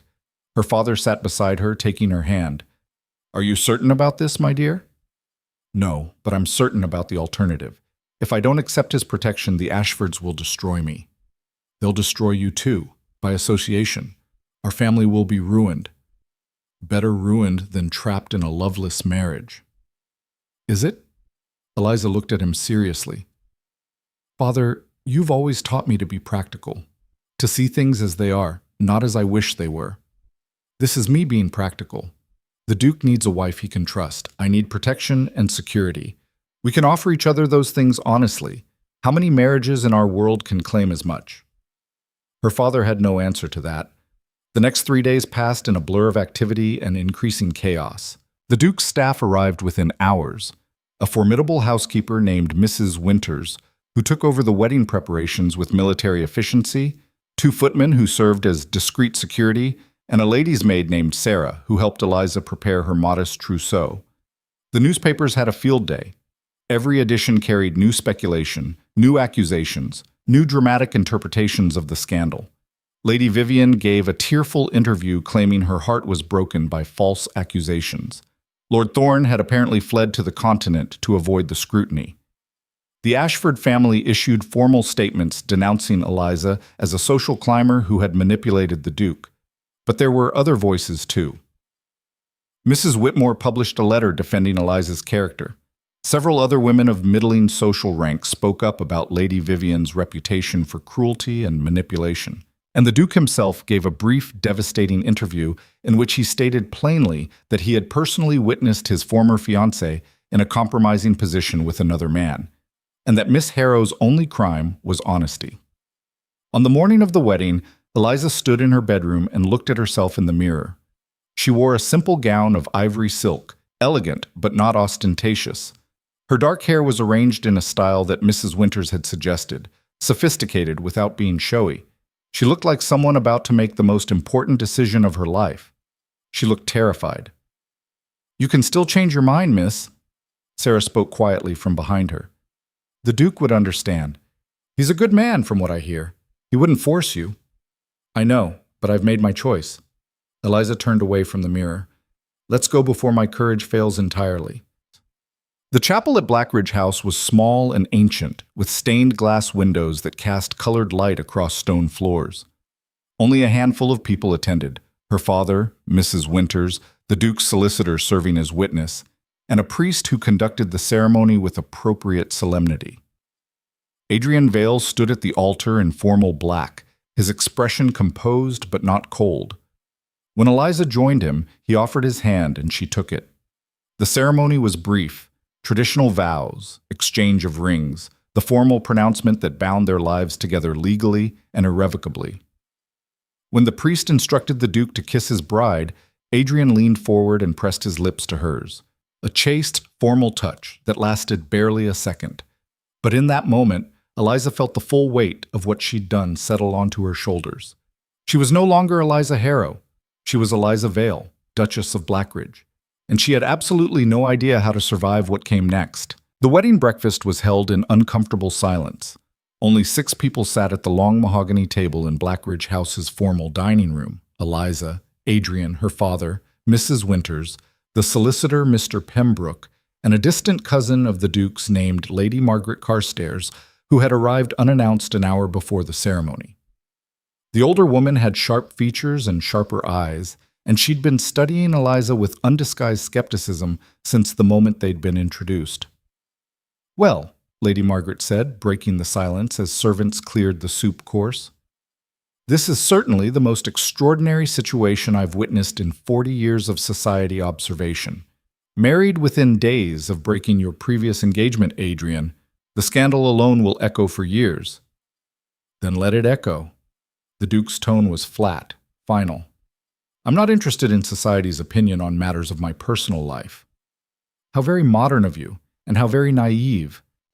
Lady Margaret turned her attention to Eliza. "Tell me, Your Grace, may I call you Eliza? We are family now, after a fashion. Do you have any experience managing a household of this size?" Eliza set down her fork carefully. She'd been expecting this interrogation, though she'd hoped for at least a few hours' reprieve. "No, Lady Margaret. My father's estate is modest. I've never managed more than a handful of servants." "I see. And what about entertaining? The Duke will be expected to host significant political gatherings, foreign dignitaries, members of Parliament. Are you prepared to serve as hostess for such events?" "I will learn." "Will you?" It wasn't a question. Lady Margaret's smile was thin and cold. "How reassuring. I'm certain our foreign guests will be utterly charmed by a hostess who is learning as she goes." "Margaret, that's enough." Adrian's voice carried a warning edge. "Is it?" "Adrian, I understand you felt betrayed by Lady Vivian. I understand you're grateful to this young woman for exposing that betrayal. But gratitude is not a foundation for marriage, particularly not a marriage that carries the weight of your position and responsibilities." "My position and responsibilities are my own concern." "Are they?" "You have holdings in 3 provinces, business interests that employ thousands, political alliances that affect the entire kingdom. Your choice of wife impacts all of that, and you've chosen," she gestured at Eliza with a dismissive wave, "a complete unknown with no training, no connections, no preparation for the role she's now expected to fill." Eliza felt heat rise in her face. But before she could respond, her father spoke up. "Lady Margaret, I understand your concerns, but I would ask you to remember that my daughter acted with courage and integrity in a situation where most would have remained silent. That speaks to her character, which I would argue is more important than social connections. Character doesn't plan state dinners or negotiate diplomatic seating arrangements, Baron Harrow. Character doesn't prevent international incidents when a foreign ambassador is inadvertently insulted by an inexperienced hostess." The Duke's hand came down on the table with a sharp crack that made everyone jump. "I said that's enough. Eliza is my wife, and your Duchess." You will treat her with the respect that position commands, or you will leave this house and not return. Do I make myself clear?" Lady Margaret's eyes widened slightly, the first crack in her composure. "Perfectly clear. My apologies, Your Grace." She inclined her head toward Eliza, though the gesture held no warmth. "I spoke out of concern for the family's welfare, but I overstepped." The rest of the meal passed in tense silence. When it finally ended, Eliza's father prepared to depart, and she walked him to the entrance hall. "Are you certain you'll be all right here?" He kept his voice low, glancing around at the opulent surroundings.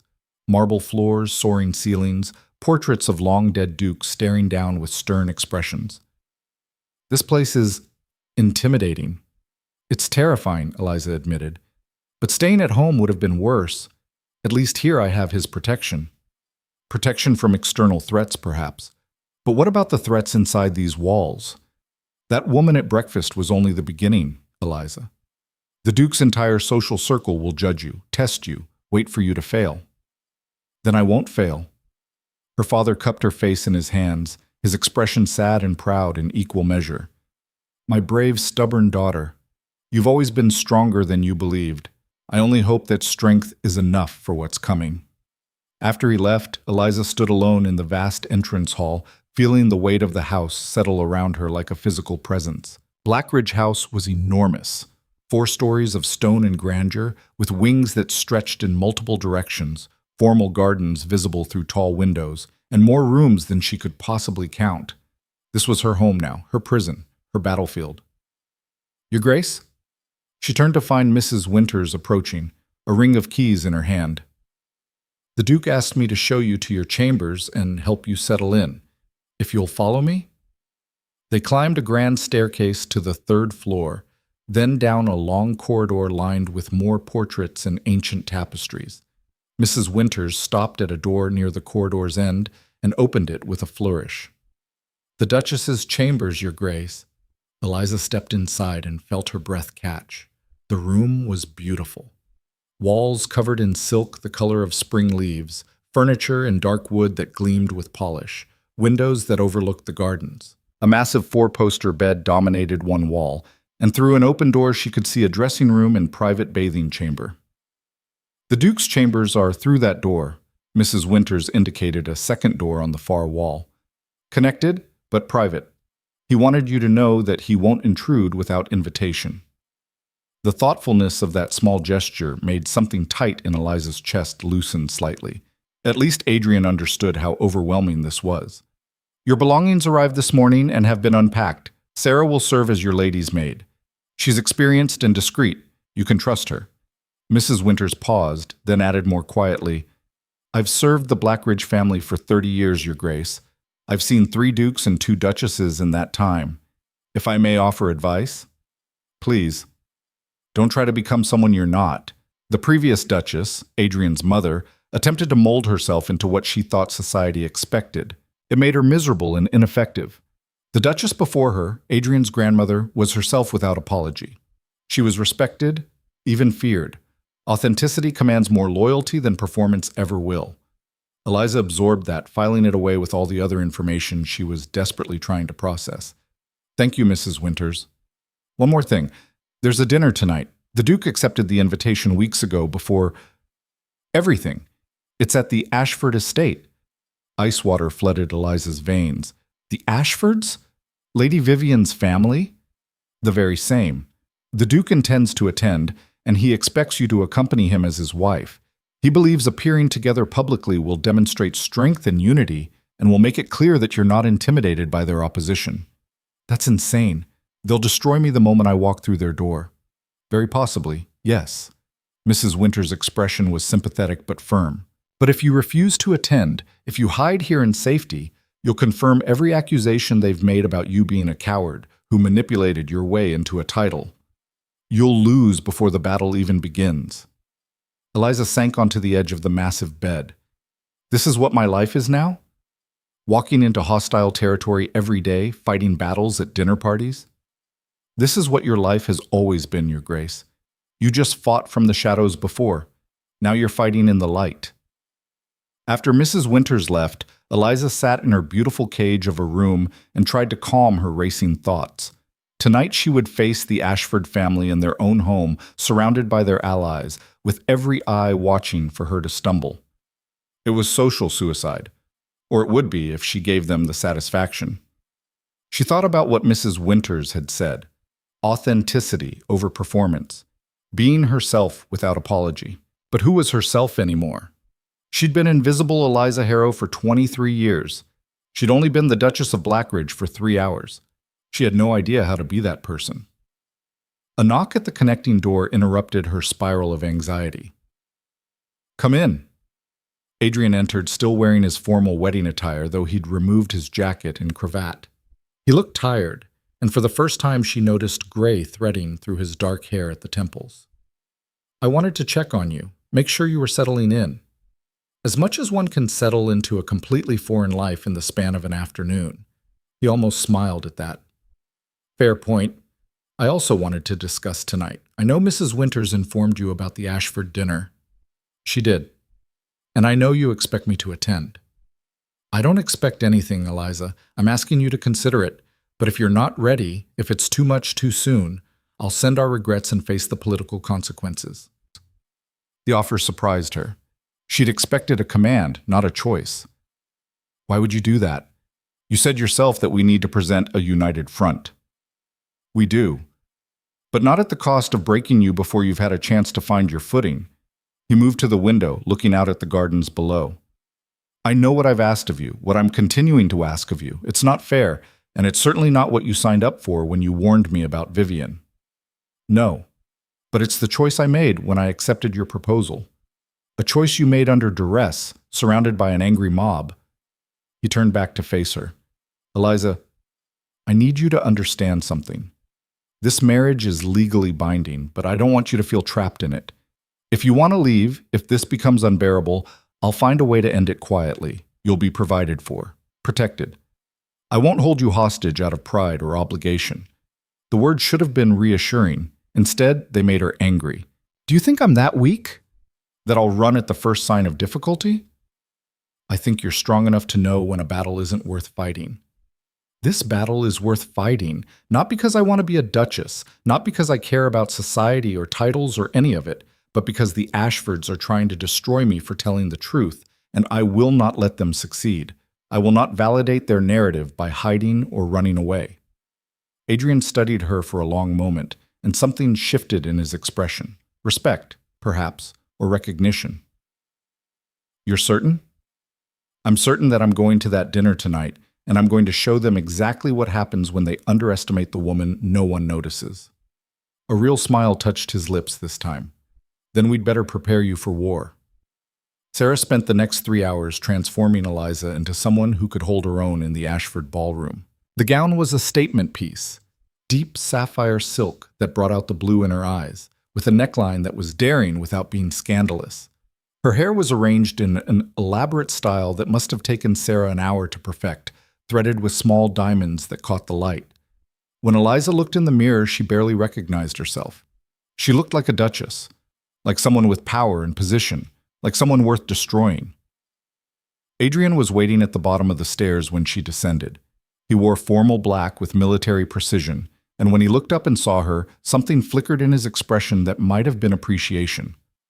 "You look formidable." "I feel like I'm wearing armor." "You are. The most important kind, the kind that makes people think twice before they attack." He offered his arm. "Ready?" "No, but let's go anyway." The carriage ride to the Ashford estate took 20 minutes through darkening streets. Eliza's hands were clenched so tightly in her lap that her nails bit into her palms. Adrian noticed but said nothing, simply covering her hands with one of his own in a gesture that was surprisingly comforting. "Listen to me," he said quietly. "They're going to try to provoke you, to make you lose your composure, say something you'll regret, prove that you're unworthy of your position.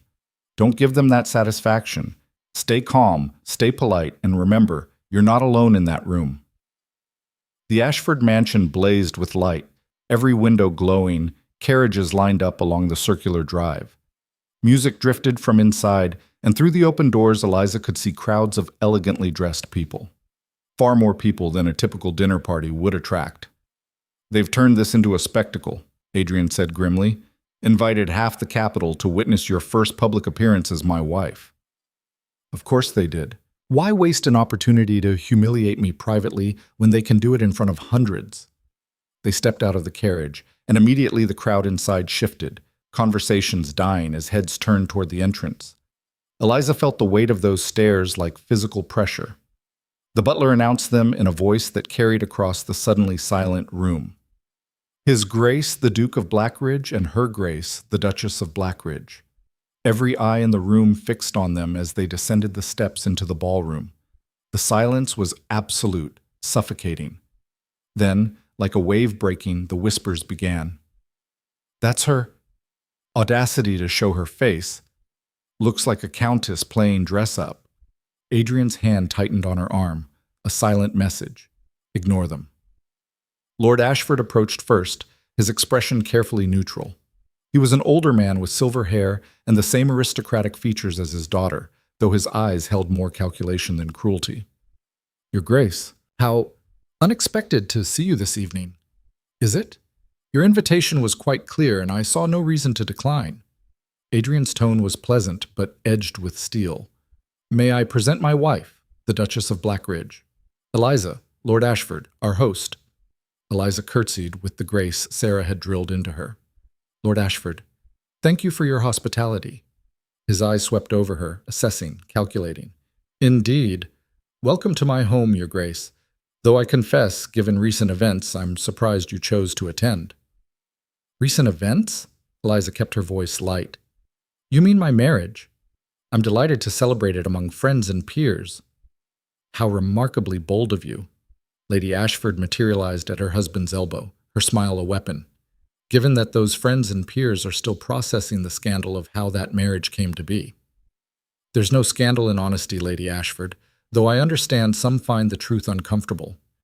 The older woman's eyes narrowed dangerously. How fortunate that you're so comfortable with it. Though I wonder, do you find it equally comfortable knowing that you've made yourself the most discussed woman in the capital? And not in flattering terms. I find it interesting that I'm being criticized for exposing betrayal rather than the person who committed it. Careful, girl. Lady Ashford's voice dropped to a venomous whisper. You're in my home now, surrounded by people who see you for exactly what you are, an opportunistic nobody who manipulated a decent man into a disastrous marriage. Before Eliza could respond, a familiar voice cut through the tension. Mother, that's quite enough.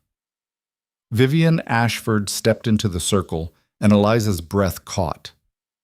The woman was devastating tonight, gown of pale gold that made her look like she'd been carved from light itself, hair arranged in perfect curls, expression carefully composed into tragic dignity. Your Grace. Vivian's address to Adrian was cool, distant.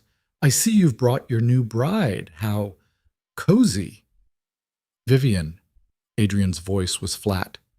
I trust you're well. As well as can be expected for a woman whose reputation has been destroyed by lies and whose former fiancé married her accuser within days. She turned to Eliza, and the hatred in her eyes was no longer concealed. Tell me, Duchess, was it worth it? All this? She gestured at the hostile room. Knowing that everyone here despises you, knowing you'll never truly belong? Eliza met her gaze directly. I didn't do this to belong, Lady Vivian. I did it because letting you destroy a decent man's life was wrong. How noble and how convenient that your nobility resulted in wealth, title, and position far beyond anything you could have achieved otherwise. If I'd wanted those things, I would have stayed silent and let the marriage proceed, then sold my knowledge to the highest bidder afterward. Instead, I risked everything to tell the truth. The fact that the Duke chose to protect me from the consequences of that truth says more about his character than mine. Vivian's composure cracked slightly. You know nothing about his character. You barely know him. This entire farce of a marriage is none of your concern anymore. Adrian's voice cut through like ice. You made your choices, Vivian. I made mine. The matter is closed. Is it? Vivian's smile turned sharp. How fascinating. Because I've been having the most interesting conversations with people who were at that ball. People who saw your new bride lurking in shadows, eavesdropping on private conversations. People who wonder what else she might have overheard, what other secrets she might have collected. The implication hung in the air like poison. Eliza felt the room's attention sharpen, felt the whispers intensify. "Are you suggesting," Adrian said slowly, dangerously, "that my wife is some sort of blackmailer?" "I'm suggesting that a woman who makes a habit of spying on others and using that information to manipulate powerful men is not someone who should be trusted with a position of influence. And I'm suggesting," Eliza said, her voice calm despite the fury burning in her chest, "that a woman who conducts affairs and lies to her fiancé is not someone who should be giving lectures on trustworthiness." The room collectively inhaled. Vivian's face went white with rage. "You little—" "Vivian!" Lord Ashford's voice cracked like a whip. "Control yourself. Remember where we are." But Vivian was past control. "She's lying. She invented the entire story to steal my position. Can't you all see that? She's a nobody, a social climber who—" "I have proof." Eliza's words dropped into the chaos like stones into still water. Silence crashed over the room. Vivian froze. "What?" "Proof. Of your affair. Of your plans." Eliza's heart was hammering, but her voice stayed steady. "Did you really think I went to the Duke with just my word? I'm not that naive." It was a bluff. A desperate, dangerous bluff. She had no proof beyond what she'd overheard. Nothing tangible or defensible. But something in Vivian's expression, the flash of panic, the calculation, told Eliza her gamble had struck a nerve. "You're lying," Vivian said, but uncertainty had crept into her voice. "Am I? Then why are you worried?" Eliza took a step closer, gambling everything on this one moment. "Why did Lord Thorne flee to the continent the moment the scandal broke? Why haven't you demanded a public investigation to clear your name?" "Because I don't owe these people explanations. I know the truth, and that's sufficient." "Is it?" "Because from where I'm standing, the truth is that you were caught, and rather than accept responsibility, you're trying to destroy the person who exposed you." Vivian's control shattered completely. She surged forward, and for a moment Eliza thought the woman might actually strike her. But Adrian stepped between them, his presence a wall of controlled fury. "This conversation is over. Eliza, we're leaving." "No." Eliza stepped around him, facing Vivian directly. "I'm not running. Not from her. Not from any of this. I told the truth, and if that makes me the villain in your eyes, so be it. But I will not apologize for it, and I will not hide from it." "You've made a powerful enemy," Vivian said softly, viciously. "You have no idea what I'm capable of." "Then I suppose we'll both find out." Adrian took Eliza's arm, firm but not rough, and guided her toward the door. The crowd parted before them, silent and watching. As they reached the entrance, Lord Ashford's voice rang out. "Your Grace, a moment." Adrian turned, his expression glacial. "Yes?" "My family has significant influence in Parliament. We have allies in every level of government and society. If you proceed with this marriage, if you continue to support the woman who destroyed my daughter's reputation, there will be consequences." "Is that a threat, Ashford?" "It's a statement of fact. My family's interests and yours have been aligned for 3 generations. That alliance ends tonight unless you reconsider your position." Adrian looked at the older man for a long moment, then spoke with absolute finality. "Then it ends, because my position is not up for reconsideration. Good evening." They walked out into the cold night air, and Eliza realized she was shaking. Not from fear, though there was plenty of that. From adrenaline, from fury, from the sheer overwhelming intensity of what had just transpired. The carriage ride back to Blackridge House was silent. Adrian stared out the window, his jaw tight with tension. Eliza sat frozen, replaying every word, every moment, trying to assess how badly she'd just damaged both their positions. When they finally arrived home and entered the private study, Adrian poured himself a drink and downed it in one swallow. Then he turned to face her. "That was reckless." "I know." "You claim to have proof you don't possess. If they call that bluff, they won't. Because Vivian knows I was there. She knows what I heard. She can't be certain I didn't find a way to document it." Eliza moved to the window, looking out at the dark gardens. It was a calculated risk. It was a gamble that could destroy us both. We were already being destroyed. At least now we're fighting back instead of just enduring it. Adrian was silent for a moment. When he spoke again, his voice was quieter. You told them you had proof. Where exactly does that leave us? In exactly the same position we were in before, except now Vivian is uncertain and defensive instead of confidently attacking. That uncertainty is leverage. Leverage built on a lie. Leverage built on strategy. This is war, Adrian. You said so yourself. And in war, sometimes you have to bluff. He studied her with those sharp gray eyes, and Eliza couldn't read his expression. You're not the woman I thought you were. Her stomach dropped. What do you mean? I thought you were brave but cautious, someone who would need protection and guidance. But tonight, he shook his head slowly. Tonight you walked into hostile territory and went on the offensive against one of the most powerful families in the kingdom. That's not caution, that's audacity. Are you angry? I don't know what I am. Impressed? Terrified? Both? He poured another drink but didn't touch it. What you did tonight escalated this conflict to a level I'm not certain we can sustain. The Ashfords won't forgive this. They'll come after us with everything they have. They were already coming after us. At least now they know I won't go quietly. A knock at the door interrupted them. Mrs. Winters entered, her expression grave. Your Grace, forgive the intrusion, but urgent news has arrived. There's been an incident. Adrian straightened immediately. What kind of incident? A fire, Your Grace, at Baron Harrow's estate. The reports are still coming in, but it appears to have started in the main house approximately 2 hours ago. Eliza's blood turned to ice. My father is safe, Your Grace. He wasn't home at the time. He'd gone into town on business. But the house... I'm sorry. The house is a total loss. The room spun. Eliza grabbed the back of a chair to steady herself. A fire. Just hours after we left the Ashford dinner. You think this was retaliation? Adrian's voice had gone deadly quiet. I think it's a hell of a coincidence. Eliza's hands were shaking again, but this time with fury, not fear. They're sending a message that they can hurt me, hurt my family, and there's nothing I can do to stop them. They're wrong. Adrian moved to his desk and began pulling out paper, writing rapid notes.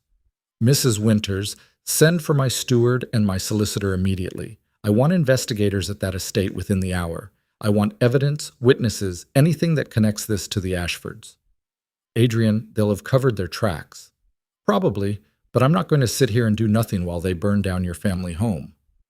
He looked up at her, and the steel in his expression made her believe for the first time that maybe they actually had a chance in this fight. You wanted war, Eliza. You're about to get it. The next hours were a blur of activity. Investigators were dispatched. Her father was brought to Blackridge House, shaken but unharmed. Adrian called in favors from allies she didn't even know he had, pulling together a coalition to counter the Ashford influence. But as Eliza stood in her borrowed chambers near dawn, watching the sun rise over unfamiliar gardens, she understood with perfect clarity what had just happened. She had escalated a social conflict into something far more dangerous. She had made herself a target not just for gossip and scandal, but for actual violence. And she had dragged everyone she cared about into the crossfire. The woman no one noticed was gone forever. In her place stood the Duchess of Blackridge, enemy of one of the most powerful families in the kingdom, fighting a battle that could destroy everything. And she had absolutely no idea if she was strong enough to win. The sun had barely cleared the horizon when Adrian knocked on the connecting door between their chambers. Come in, Eliza called, still dressed in the same gown from the night before, having never bothered to change. She'd spent the dark hours staring out the window, watching her father's silhouette in the guest room across the garden, replaying the fire over and over in her mind. Adrian entered carrying a leather folder thick with documents. His face was drawn with exhaustion, but his eyes were sharp with purpose. The investigators found something. Eliza's pulse quickened. What? Traces of accelerant in 3 separate locations: the study, the kitchen, and your father's bedroom. This wasn't an accidental fire. Someone set it deliberately, and they wanted to make certain it spread quickly. He set the folder on her writing desk. But they made mistakes, got sloppy. We have testimony from a stable boy who saw two men leaving the property shortly before the fire started. He didn't recognize them, but he got a good look at their horses. Horses that can be traced. With enough effort and the right connections, yes. One had a distinctive marking, a white blaze with an irregular star pattern. There are only so many horses matching that description in the capital. He paused, meeting her eyes. Eliza, this gives us leverage. Real leverage, not just the bluff you made last night. She absorbed that, feeling something shift in her chest. Not quite hope, but something adjacent to it. The Ashfords will claim they had nothing to do with it. Of course they will. But the court of public opinion doesn't require the same burden of proof as an actual court. If we can create enough doubt, enough whispers about their involvement, it damages them as much as they've been trying to damage us. That's a dangerous game. Accusation without proof is exactly what they're doing to me. The difference is, you're telling the truth about Vivian's affair, and we're telling the truth about their likely involvement in this fire. Adrian moved to the window, looking out at the awakening garden. I've spent the last 3 hours calling in every favor I'm owed, reaching out to allies I haven't spoken to in years. I've got members of parliament asking questions, journalists digging into the Ashfords' financial dealings, investigators tracking those horses. But none of it matters if we don't also win the social battle. What do you mean? I mean that burning down your father's house was meant to terrify you into submission, to prove that they can hurt you and yours without consequence. If we respond by hiding, by retreating into this house and avoiding society, they win. He turned back to face her. We need to do the opposite. We need to be visible, active, undaunted. We need to show them that their intimidation tactics not only failed, but made us stronger. Eliza felt exhaustion pulling at her bones, but she understood his logic. You want us to attend social events, to act like nothing happened. I want us to attend social events and make it impossible for anyone to ignore what happened. I want your father installed here, in a suite of rooms befitting the father of a duchess. I want us hosting dinners, salons, gatherings where people can see firsthand that you're not some scheming upstart, that you're intelligent, capable, and exactly the sort of person who belongs in this position. Adrian, I don't know how to host a salon. I don't know how to be what you're describing. Then you'll learn, quickly. His tone gentled slightly. You walked into the Ashford stronghold last night and went toe-to-toe with Vivian in front of half the capital. You have courage in abundance. What you need now is strategy, and that I can help you with. A soft knock interrupted them. Mrs. Winters entered, her usual composure slightly ruffled. Your Grace, forgive the intrusion, but there are visitors. Quite a number of them, actually. They're waiting in the entrance hall. Adrian frowned. At this hour? Who? Mrs. Whitmore, for one. She arrived first, then Lady Pemberton, which was surprising given her previous comments, and perhaps most unexpected, the Countess of Merrick. Eliza's eyes widened. The Countess of Merrick was one of the most influential women in society, a kingmaker whose opinions could elevate or destroy reputations with a single cutting remark. She'd been a close friend of Adrian's mother before the previous duchess had died. Why would the Countess come here? Eliza asked. Adrian's expression was carefully neutral. There's only one way to find out. Mrs. Winters, please show them to the blue drawing room. We'll be down shortly. After Mrs. Winters left, Eliza looked down at her rumpled gown in dismay. I can't receive the Countess of Merrick looking like this. Then change, quickly. But Eliza... He caught her hand as she moved toward her dressing room.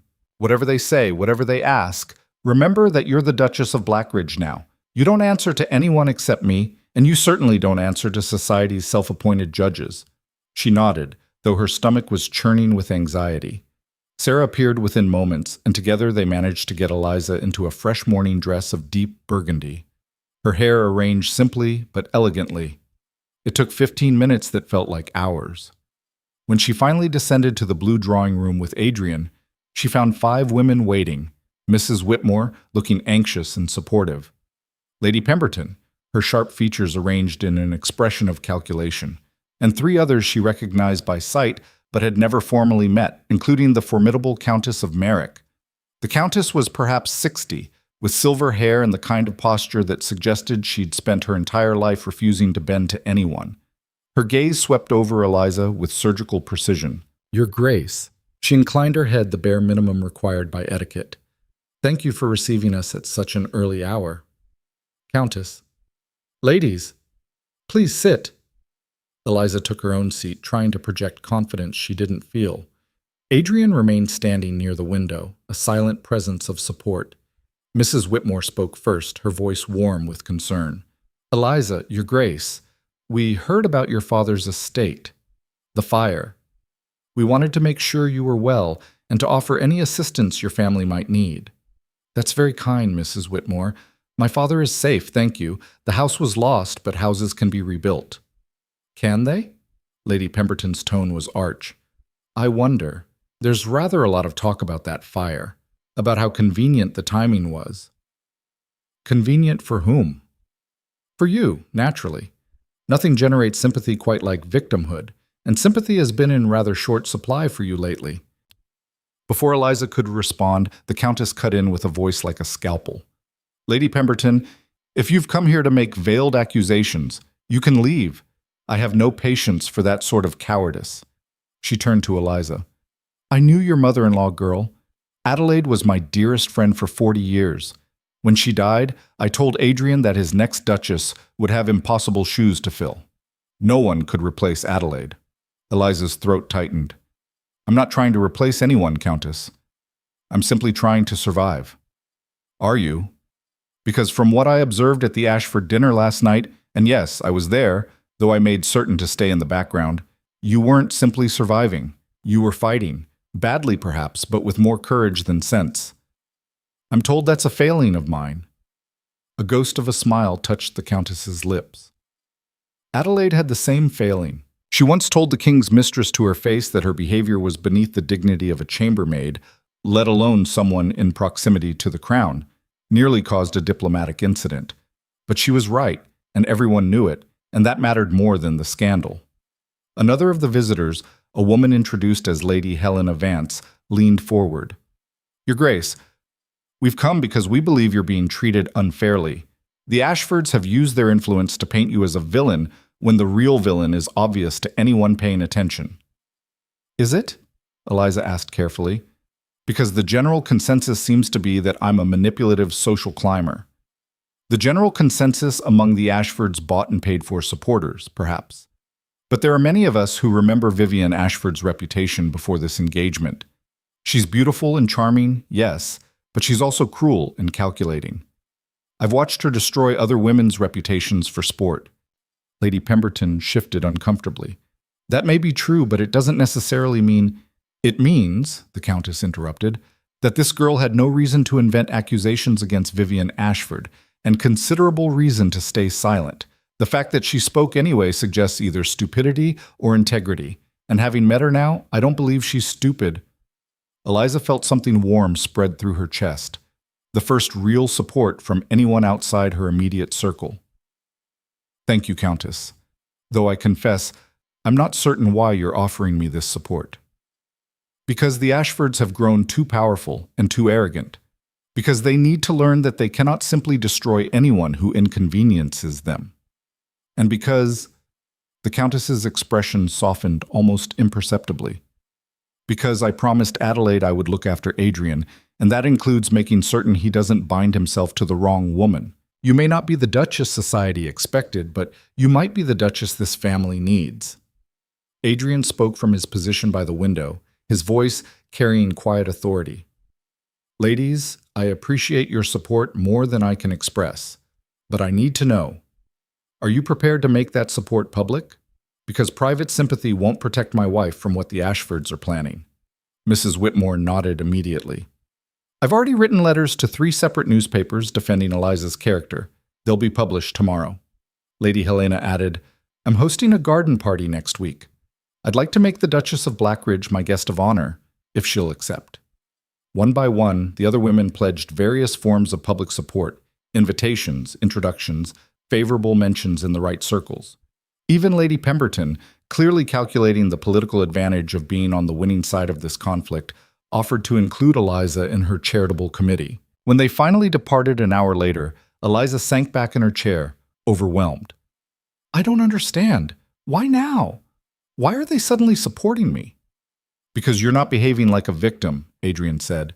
You fought back at the Ashford dinner. You didn't collapse or run away when they burned your father's house. You're showing strength, and in our world, people respect strength far more than they respect propriety. Or they're hedging their bets, waiting to see which side wins before fully committing. Probably that too, but we'll take what we can get. He moved to sit across from her. The Countess's support in particular is significant. She has enough influence to shift opinions, and she's not afraid of the Ashfords. Eliza rubbed her temples, feeling the exhaustion of the past 2 days catching up with her. What happens now? Now we follow through on what we discussed. We host events, we accept invitations, we make you visible in the best possible light, and we continue investigating the fire in Vivian's affair. We fight on every front until the Ashfords have no choice but to back down. Over the next 2 weeks, Eliza learned what it meant to wage war through social events and strategic conversations. Adrian hired a woman named Miss Thornton to serve as her secretary and social coordinator, a sharp-minded widow who knew every family's connections, every alliance and rivalry, every subtle rule of aristocratic engagement.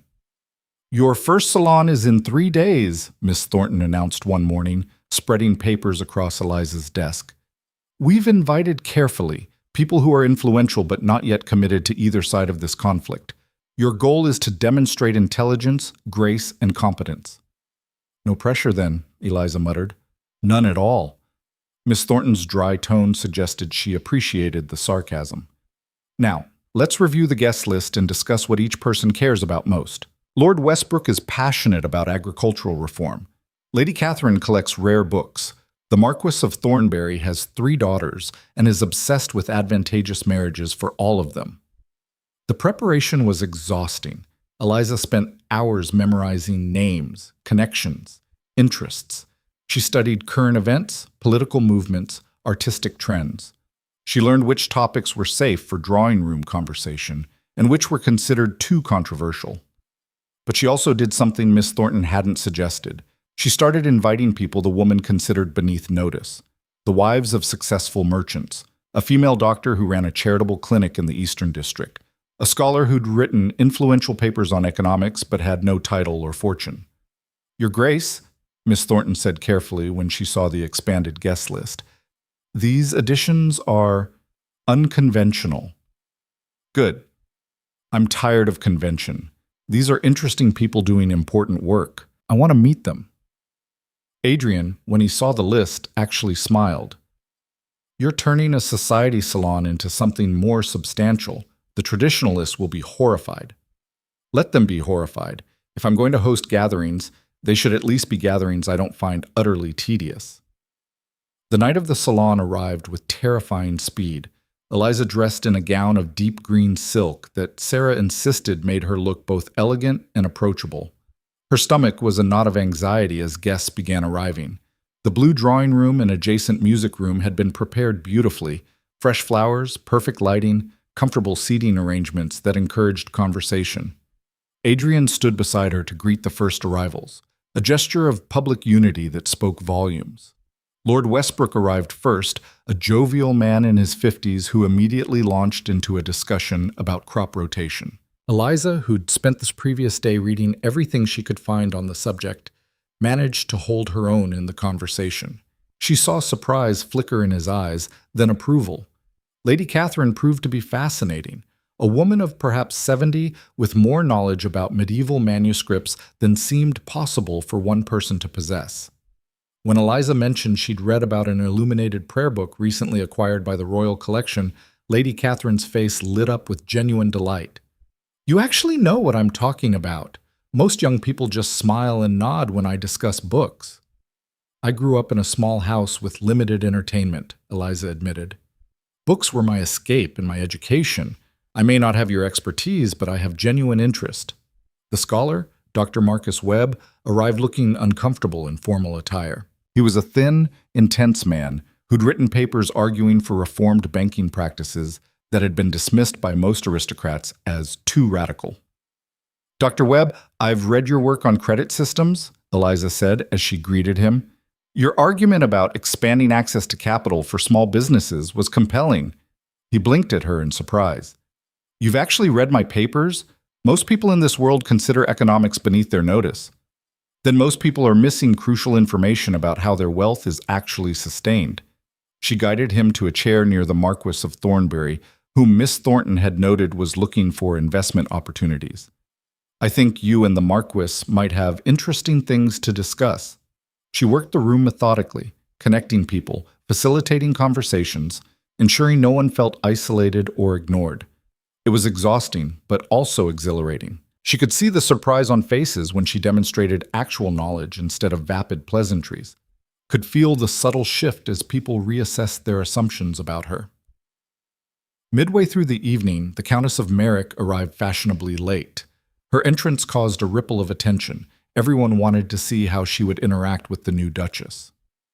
The Countess surveyed the room with sharp eyes, taking in the diverse mix of guests, the animated conversations, the intellectual energy that was distinctly different from typical society gatherings. "Your Grace," she said to Eliza, "this is not what I expected." Eliza's heart sank. "I hope it's not disappointingly unconventional." "Disappointing? Girl, this is the first interesting salon I've attended in 10 years. You've actually given people something to talk about besides gossip and fashion." She accepted a glass of wine from a passing servant. Adelaide would have approved. She always said society gatherings should stimulate the mind, not just stroke egos. The validation from the Countess seemed to shift something in the room's energy. People who'd been cautiously polite became genuinely engaged. Conversations deepened. When Eliza suggested they continue with music and invited one of the merchant wives, who was apparently an accomplished pianist, to perform, the evening transformed into something memorable. By the time the last guest departed near midnight, Eliza was exhausted but also oddly exhilarated. Adrian found her in the music room, staring at the piano where Mrs. Porter had played so beautifully. "You did well tonight," he said quietly. "Better than well. You made this your own instead of trying to imitate what you thought a duchess should be. Miss Thornton is going to be furious that I deviated from her plan." Miss Thornton left an hour ago looking thoughtful instead of disapproving. "I think you may have surprised even her." He moved to stand beside her. "People are going to talk about this salon, Eliza, but they're going to talk about it positively. You gave them something unexpected and valuable, actual substance instead of performance. It's still just one evening. The Ashfords aren't going to back down because I hosted a successful party. No, but they're going to have a harder time painting you as an incompetent social climber when influential people are seeking invitations to your events." He paused. "Also, our investigators found the horses, the ones with the distinctive marking." Eliza's pulse quickened. "And?" "They belong to a man named Thomas Crane.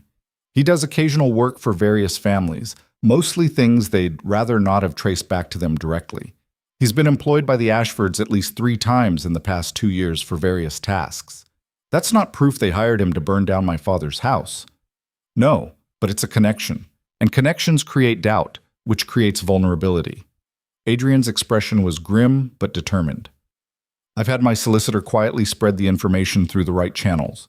By tomorrow, half the capital will be whispering about the Ashfords association with a man suspected of arson. They'll deny it, call it slander. Of course they will, just like they're calling your accusations against Vivian slander. But now the playing field is more level. We're both making accusations neither side can definitively prove. The difference is, ours happens to be true." The next morning brought unexpected news. Mrs. Whitmore's published letter defending Eliza appeared in the Capital Gazette. But it wasn't alone. 3 other women of social standing had written similar letters, all published on the same day. The cumulative effect was significant.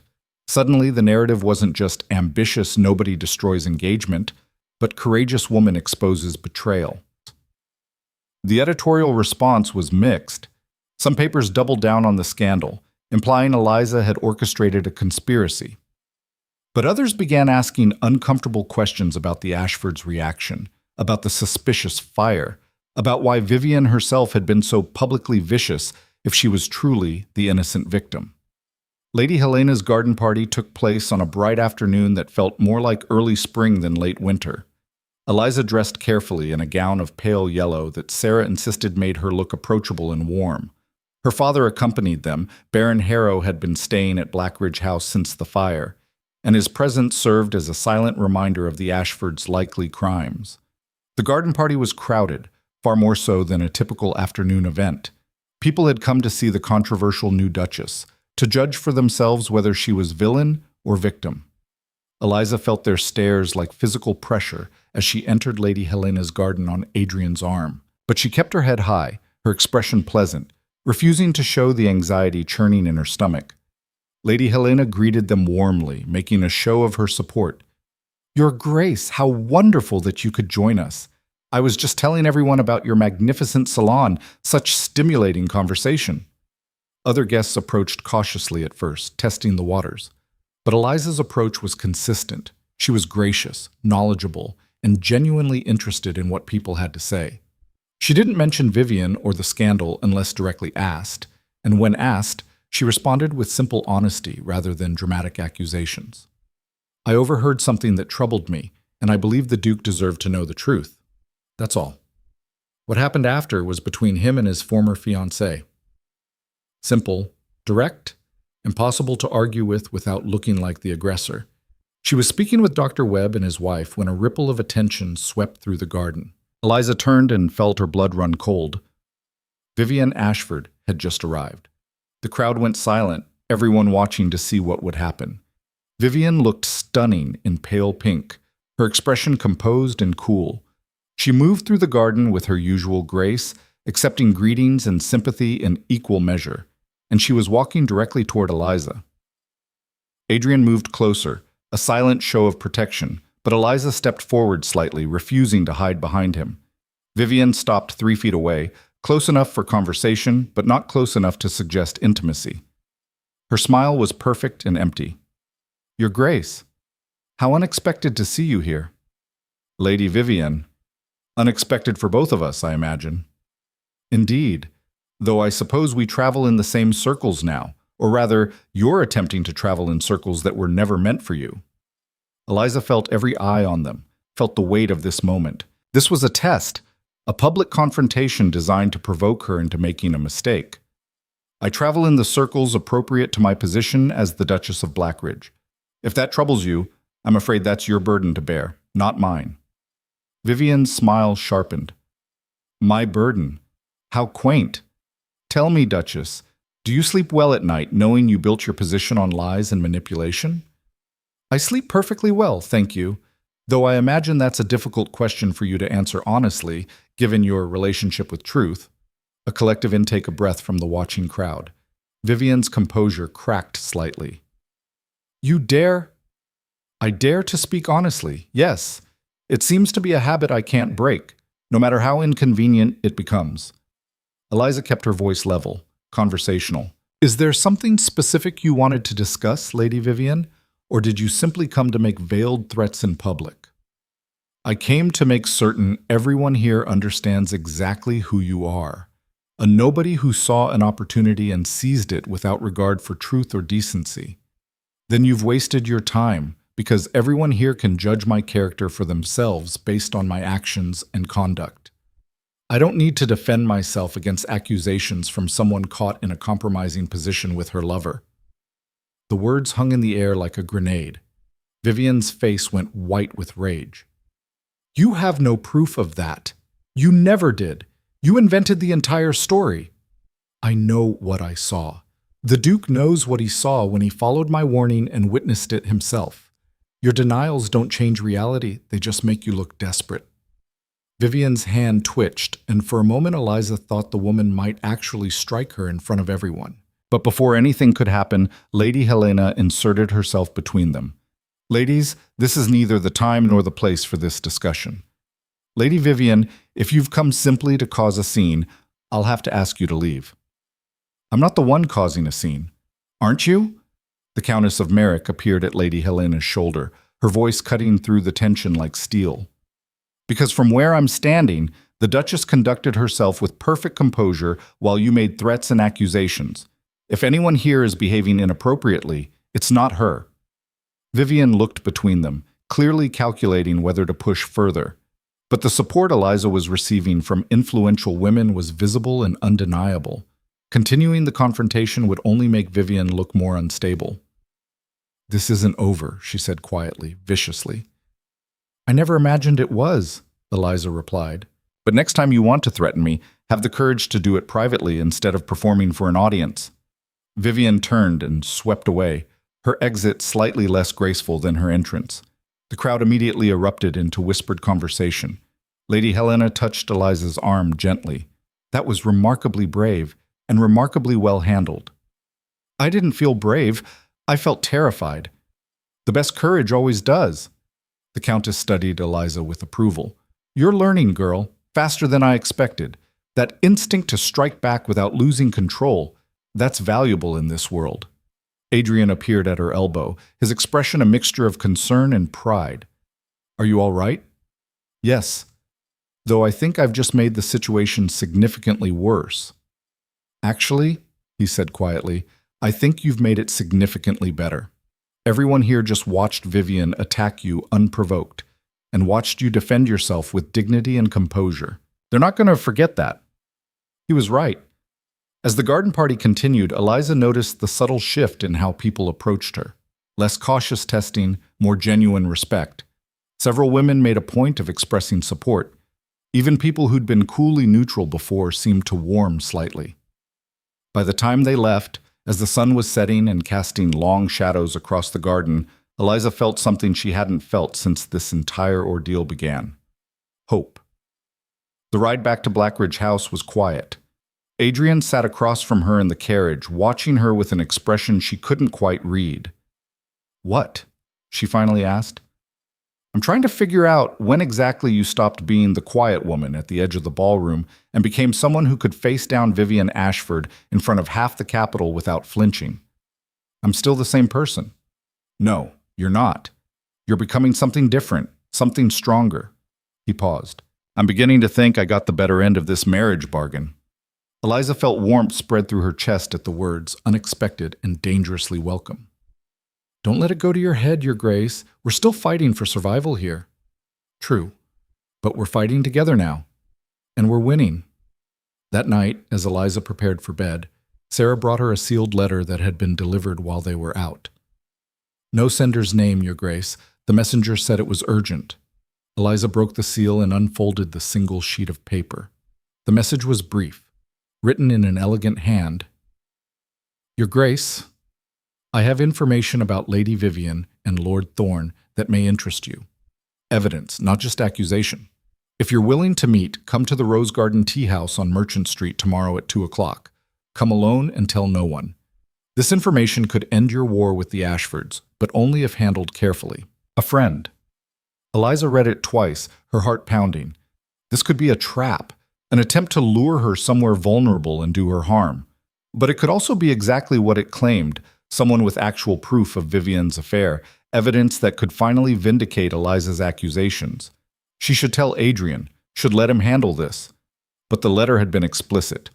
Come alone, tell no one. Eliza stared at the paper in her hands and made a decision that was either brilliantly strategic or catastrophically foolish. Tomorrow at 2 o'clock, she would find out which. Eliza slipped out of Blackridge House at 1:30, wearing a simple cloak over a modest day dress. She told Sarah she needed air and would walk in the gardens, then used the servants' entrance to avoid questions. The deception sat uncomfortably in her chest, but the letter's instructions had been clear. Come alone, tell no one. The Rose Garden Tea House was in a respectable but unfashionable part of the capital, frequented by merchants and minor gentry rather than aristocrats. Eliza's carriage would have attracted attention, so she'd hired a hackney cab from 2 streets over, keeping her hood up to hide her face. The tea house was warm and crowded when she arrived, filled with the comfortable noise of afternoon conversation. A server approached immediately. "I'm meeting someone," Eliza said quietly. "They should already be here." "The private room in the back, miss. This way."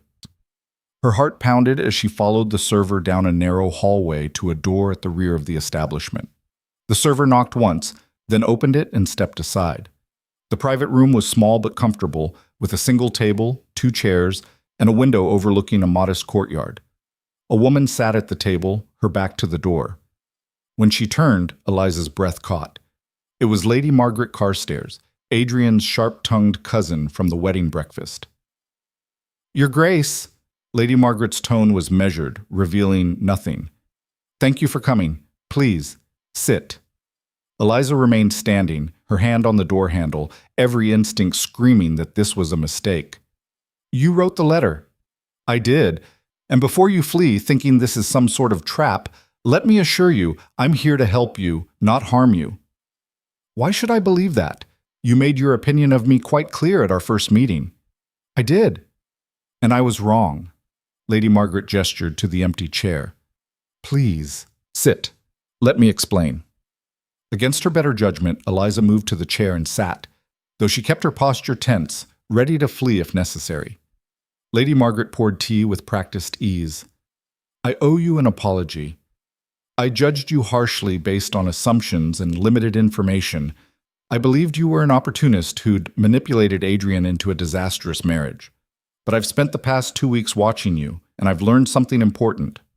What's that? That you're exactly what Adrian needs, even if neither of you fully realizes it yet. She pushed a teacup across the table. I loved Adelaide, Adrian's mother. She was like a sister to me. When she died, I promised her I would look after him, protect him from making terrible choices. When he announced his engagement to Vivian, I held my tongue because on paper it seemed perfect. But I had doubts. Why didn't you voice them? Because I had no proof, only instinct. Vivian was beautiful, accomplished, connected to the right families. My concerns seemed petty next to those advantages. Lady Margaret's expression tightened with regret. Then you appeared and disrupted everything, and I was furious. I thought you were another problem, another threat to Adrian's welfare. What changed your mind? I attended your salon, stood in the back and watched you work that room with intelligence and grace, watched you connect people, facilitate genuine conversation, create something of substance rather than just another vapid social performance. And I thought, that's what Adelaide used to do. Create meaning out of social obligation. She paused. Then I heard about the garden party confrontation, how you faced down Vivian without losing your composure. That took courage, Your Grace. Real courage. Eliza studied the older woman carefully, looking for deception and finding only sincerity. You said you had information, evidence about Vivian and Lord Thorne. I do.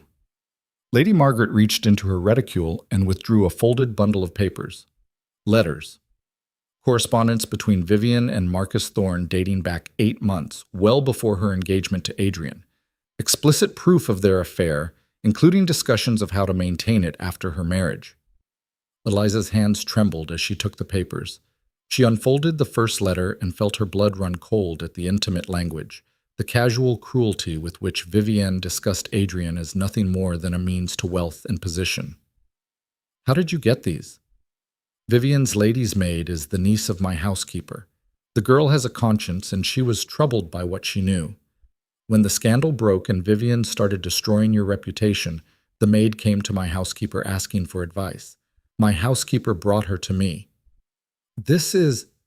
Eliza could barely process what she was holding. This is exactly the proof I needed. This proves everything I said was true. Yes, but it also presents a problem. Lady Margaret's expression was grave. If you release these letters publicly, you destroy Vivian completely. Her reputation, her family's standing, everything. The Ashfords will be ruined by association. Good. They tried to burn down my father's house. They've been systematically destroying my reputation for weeks. Why shouldn't I ruin them in return? Because that's not who you are. Lady Margaret's voice was gentle but firm. Adelaide taught me that power used purely for revenge is power wasted. These letters give you leverage, Your Grace, real leverage. You can use them to force the Ashfords to back down, to publicly admit that your accusations were true, without turning this into a bloodbath that damages everyone involved. Eliza looked down at the letters in her hands, at the proof she'd been desperate for. Lady Margaret was right. She could use these to absolutely annihilate Vivian and the Ashford family. But was that what she wanted? Total destruction of her enemies? What do you suggest? A private meeting with Lord Ashford. Show him the letters, make it clear that you have proof of everything you've claimed. Then offer him a choice. He can have his family publicly admit that Vivian conducted an affair and that your actions were justified, or you can release the letters to every newspaper in the capital and let society tear them apart. He'll never agree to that. The humiliation will be significant but survivable, whereas the alternative, having these letters published, would be catastrophic. Lord Ashford is a practical man. He'll choose the lesser of two evils. Eliza absorbed that, her mind racing through possibilities and consequences. When? Tonight. I've already sent word to Lord Ashford that I have urgent information requiring his immediate attention. He'll be at my townhouse at 8 o'clock. If you arrive at 8:30, we can present this to him together. Why are you doing this? What do you gain from helping me? Lady Margaret's expression softened. I gain the knowledge that I've done right by Adelaide's memory, that I've protected her son from the consequences of my own silence and helped him find a wife who actually deserves him. She paused. And perhaps I gain a relationship with a duchess who might someday forgive an old woman for her initial harshness. Eliza felt emotion tighten her throat. I forgive you, Lady Margaret, and I thank you. This is more than I could have hoped for. Don't thank me yet. We still have to get through tonight. Eliza returned to Blackridge House with the letters hidden in her cloak, her mind spinning with plans and possibilities. She went directly to Adrian's study and knocked sharply. Come in. He was at his desk, reviewing what looked like legal documents. When he looked up and saw her expression, he immediately set down his pen. What's happened? I did something reckless, but it worked. She closed the door behind her and moved to his desk, pulling out the letters. Lady Margaret contacted me. She has proof, actual proof, of Vivian's affair. Adrian took the letters, his expression darkening as he read. When he finally looked up, his eyes were hard as stone. Where did these come from? She explained quickly, the anonymous letter, the meeting at the tea house, Lady Margaret's involvement and plan. Adrian listened without interrupting, though she could see tension building in his shoulders. You went to meet an anonymous contact alone without telling anyone where you were going. His voice was dangerously quiet. Do you understand how catastrophically that could have gone wrong? I do, but it didn't, and now we have what we need to end this. At what cost? If something had happened to you. He broke off, jaw tightening. Eliza, you can't take risks like that, not without at least telling me first. The concern in his voice surprised her, warmed something in her chest that she was afraid to examine too closely. I'm sorry, you're right. I should have told you, but I was afraid that if I involved anyone else, whoever wrote the letter might disappear. He was silent for a moment, clearly torn between anger and relief. Finally, he stood and moved to the window, staring out at the darkening afternoon. What does Lady Margaret want in exchange for this information? Nothing, except to help us resolve this without destroying everyone involved. That's unexpectedly merciful of her. She loved your mother. She's doing this for Adelaide's sake, and for yours. Eliza moved to stand beside him. Adrian, we can end this tonight. We can force the Ashfords to admit the truth and back down. No more attacks, no more scandal. Or we can release these letters and destroy them completely. The temptation in his voice was clear. Eliza understood it. After everything the Ashfords had done, complete destruction held definite appeal. We could, but is that who you want to be? Someone who uses power purely for revenge? He looked at her, really looked at her, and something shifted in his expression. You're remarkable, you know that. Most people in your position would want blood, would demand total victory. I want survival and safety. Destroying the Ashfords might feel satisfying, but it would also create new enemies, everyone connected to them, everyone who fears they might be next, forcing them to back down while allowing them to maintain some dignity. That's strategic, not just vengeful. Adrian almost smiled. When did you become so calculating? The moment I married a duke and became a target. She touched his arm gently. Will you come with me tonight? To Lady Margaret's house? Do you really think I'd let you face Lord Ashford alone? At 8:30 precisely, they arrived at Lady Margaret's elegant townhouse in the heart of the capital's most exclusive district. Lady Margaret greeted them at the door, her expression composed but tense. He's in the library. Fair warning. He's not pleased about being summoned. Lord Ashford stood by the fireplace, his posture radiating controlled anger. When they entered, his eyes swept over them with cold assessment. "Margaret, what is this about? Your message suggested urgency, but I see only the Duke and his controversial bride." "Sit down, Ashford." Lady Margaret's tone brooked no argument. "What we need to discuss requires privacy and calm." He sat, though his expression remained hostile. Adrian and Eliza took seats across from him, with Lady Margaret standing near the door like a sentinel. Eliza reached into her reticule and withdrew the letters, setting them on the table between them. "Lord Ashford, I have proof of everything I claimed about your daughter's affair with Lord Marcus Thorne. Correspondence dating back 8 months, documenting their relationship and their plans to continue it after her marriage to the Duke." Lord Ashford's face went very still. He reached for the letters, and Eliza didn't stop him. She watched him read, watched color drain from his face, watched his hands begin to tremble with rage. "Where did you get these?" "That's not relevant. What's relevant is that they exist, and that they prove conclusively that I told the truth. Your daughter conducted an affair, planned to continue it after marriage, and has spent the past weeks destroying my reputation to hide her own betrayal. If these are released, your family will be ruined," Adrian said quietly. "Every door in society will close. Vivian will be unmarriageable. Your political alliances will crumble.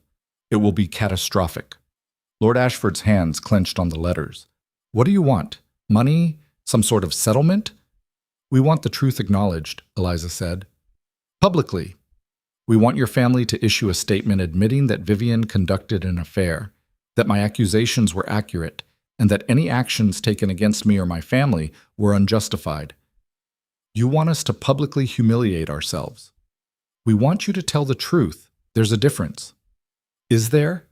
You're asking me to destroy my daughter's reputation, to admit that my family attacked you without cause. You did attack me without cause." Eliza's control cracked slightly. "You burned down my father's house. You orchestrated mobs to threaten me. You've spent weeks systematically destroying my reputation with lies and manipulation, all because I dared to tell the truth about your daughter's betrayal." Lord Ashford was silent for a long moment.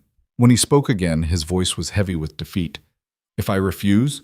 If I tell you to release those letters and be damned?" "Then we release them," Adrian said. "And we make certain every newspaper, every gossip sheet, every influential person in the capital knows exactly what your daughter did. We turn her into a cautionary tale that will be told for generations. Is that really what you want?" The older man looked at the letters in his hands, then at his daughter's words laid bare on the page. Eliza could see the internal battle playing across his face, pride versus pragmatism, anger versus survival. "How public does this statement need to be?" "An interview with the Capital Gazette," Eliza said. "Clear, unambiguous admission of the affair and acknowledgement that my actions were justified. In exchange, these letters remain private. No one else ever sees them. And the fire at Baron Harrow's estate gets quietly investigated and attributed to Thomas Crane acting alone, with no connection to your family." Adrian's tone was firm. "But any future attacks, any future attempts to harm my wife or her family, and all agreements are void." Lord Ashford sat in silence for what felt like an eternity. Finally, he set the letters down with a heavy sigh. "I'll need to speak with Vivian first, to prepare her." "You have until tomorrow evening," Lady Margaret said. "The Gazette has agreed to publish the interview the day after. If you fail to appear or attempt to deviate from what we've discussed, the letters will be released immediately." He stood slowly, moving like a man who'd aged 10 years in the past hour. "You've won, Your Grace. I hope you're satisfied." "I'm not satisfied," Eliza said quietly. "I'm just tired of fighting. I want this over so I can move forward with my life." After he left, the three of them sat in heavy silence. Lady Margaret poured brandy for everyone, including herself. "That was remarkably well handled," she said finally. "You gave him a way out while making the consequences of refusal absolutely clear." "Will he follow through?" Eliza asked. "He will, because the alternative is worse, and he knows it." Adrian took a drink, then looked at Eliza with an expression she couldn't quite read. "You could have demanded more. Could have insisted on complete destruction." "I could have. But I told you, I want survival, not revenge." You're a better person than I am. I doubt that, but maybe I'm a more strategic one. Lady Margaret raised her glass. To strategy, then, and to truth winning out over lies. They drank to that, and for the first time in weeks, Eliza felt something like peace settle in her chest. 2 days later, the Capital Gazette published an interview with Lord Ashford that sent shockwaves through society. In careful but clear language, he admitted that his daughter had conducted an improper relationship with Lord Marcus Thorne during her engagement to the Duke of Blackridge. He acknowledged that the Duchess of Blackridge had acted out of integrity in bringing this to the Duke's attention, and he expressed regret for any actions taken against Her Grace that were motivated by misunderstanding or misplaced family loyalty. The response was immediate and dramatic. Opinion shifted overnight. Women who'd shunned Eliza at parties suddenly sought her out with apologies. Invitations flooded in from families who wanted to demonstrate their support for the vindicated Duchess.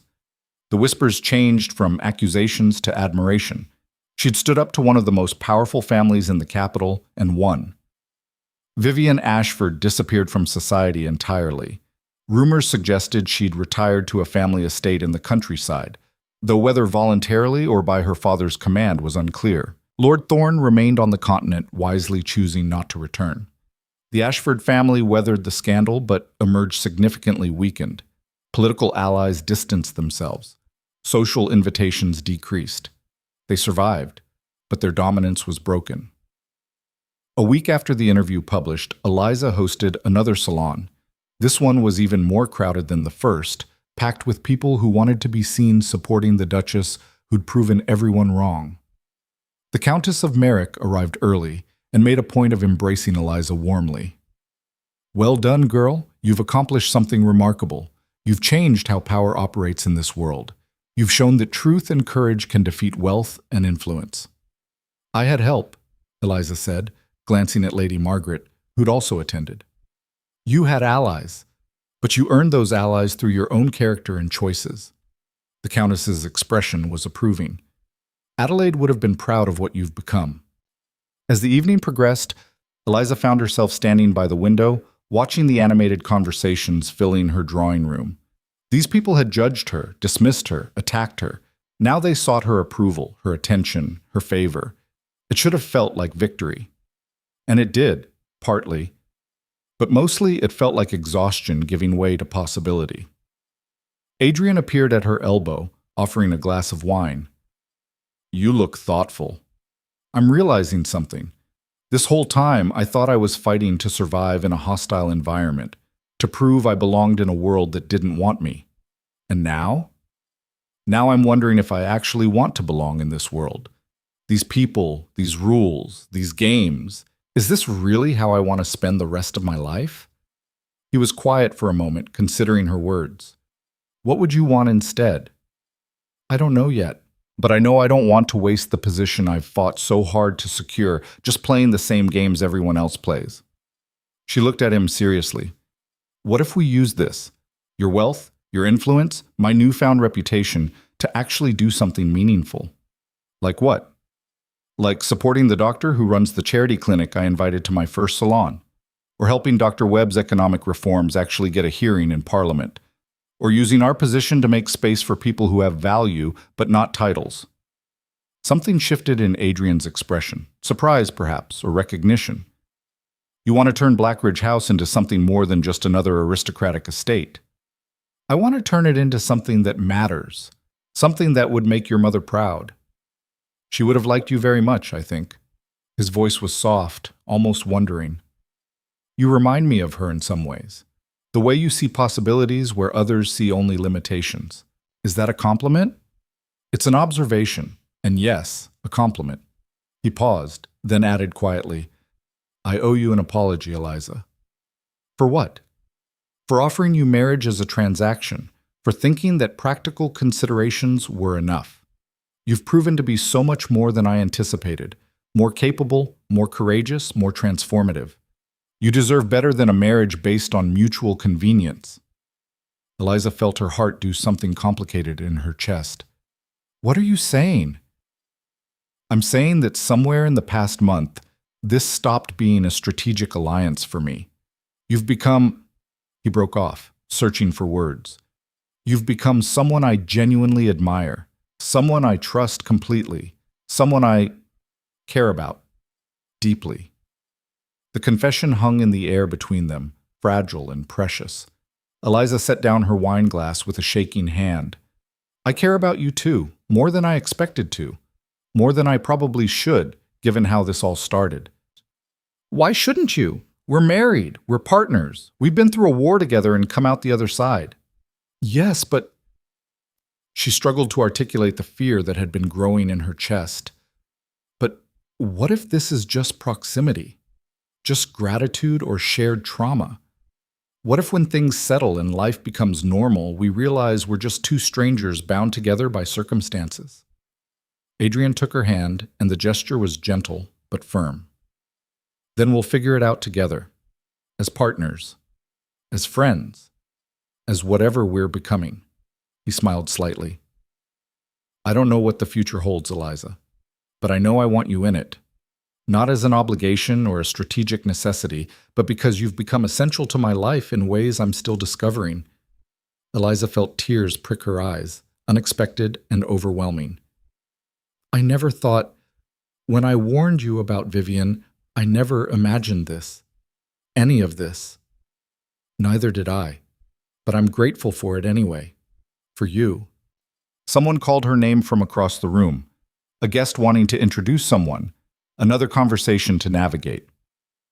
Eliza squeezed Adrian's hand once, then released it, and returned to her duties as hostess. But something had changed, some fundamental shift in how she understood her life, her marriage, her future. She'd started this journey as the woman no one noticed, fighting desperately to survive in a hostile world. She'd been forced into impossible choices, faced with enemies who seemed invincible, pushed to the edge of her courage and capacity. But she hadn't broken. She'd adapted, learned, fought back with intelligence and integrity. She'd turned vulnerability into strength, turned observation into strategy, turned honesty into a weapon more powerful than any lie. And now, standing in her drawing room, surrounded by people who respected her, partnered with a man who valued her, she realized something profound. She wasn't fighting for survival anymore. She was building a life. 3 months later, on the first warm day of spring, Eliza stood in the gardens of Blackridge House and watched workers break ground on a new project, a wing dedicated to educational programs for young women of limited means, funded by the Duke and Duchess of Blackridge and managed in partnership with Dr. Webb's Economic Reform Institute. Her father stood beside her, looking healthier than he had in years. His new quarters in Blackridge House suited him, and he discovered a shared passion for scholarly pursuits with several of the unconventional guests Eliza regularly invited. You've come a long way from the girl who used to hide at the edges of ballrooms, he said quietly. I haven't come that far. I'm still that girl in many ways. I just learned to use what I saw from those edges. You've built something remarkable here, Eliza. Not just survived, but thrived. We've built something remarkable. You, me, Adrian, Lady Margaret, all the people who chose to support truth over convenience. She watched the workers dig into the earth, creating foundations for something new. This is just the beginning. Adrian appeared from the house, looking slightly harried. The architect has questions about the library specifications, and Mrs. Whitmore wants to know if we're still committed to hosting the charity dinner next month. Tell the architect we want enough space for at least 500 volumes, and tell Mrs. Whitmore absolutely yes. Eliza linked her arm through his. Anything else? The Countess sent a note. She wants to introduce you to someone called the Duchess of Pemberton, who apparently runs similar educational programs in the northern provinces. She thinks you should collaborate. Then we will. Eliza looked up at the house that had once seemed like a prison and now felt like home. I have other plans too. I've been thinking about literacy programs and supporting female scholars, and maybe even conquering the entire kingdom through strategic philanthropy? Adrian's tone was teasing but warm. Something like that. Is that too ambitious for a girl who started as nobody special? You were never nobody special, Eliza. The world just took a while to notice.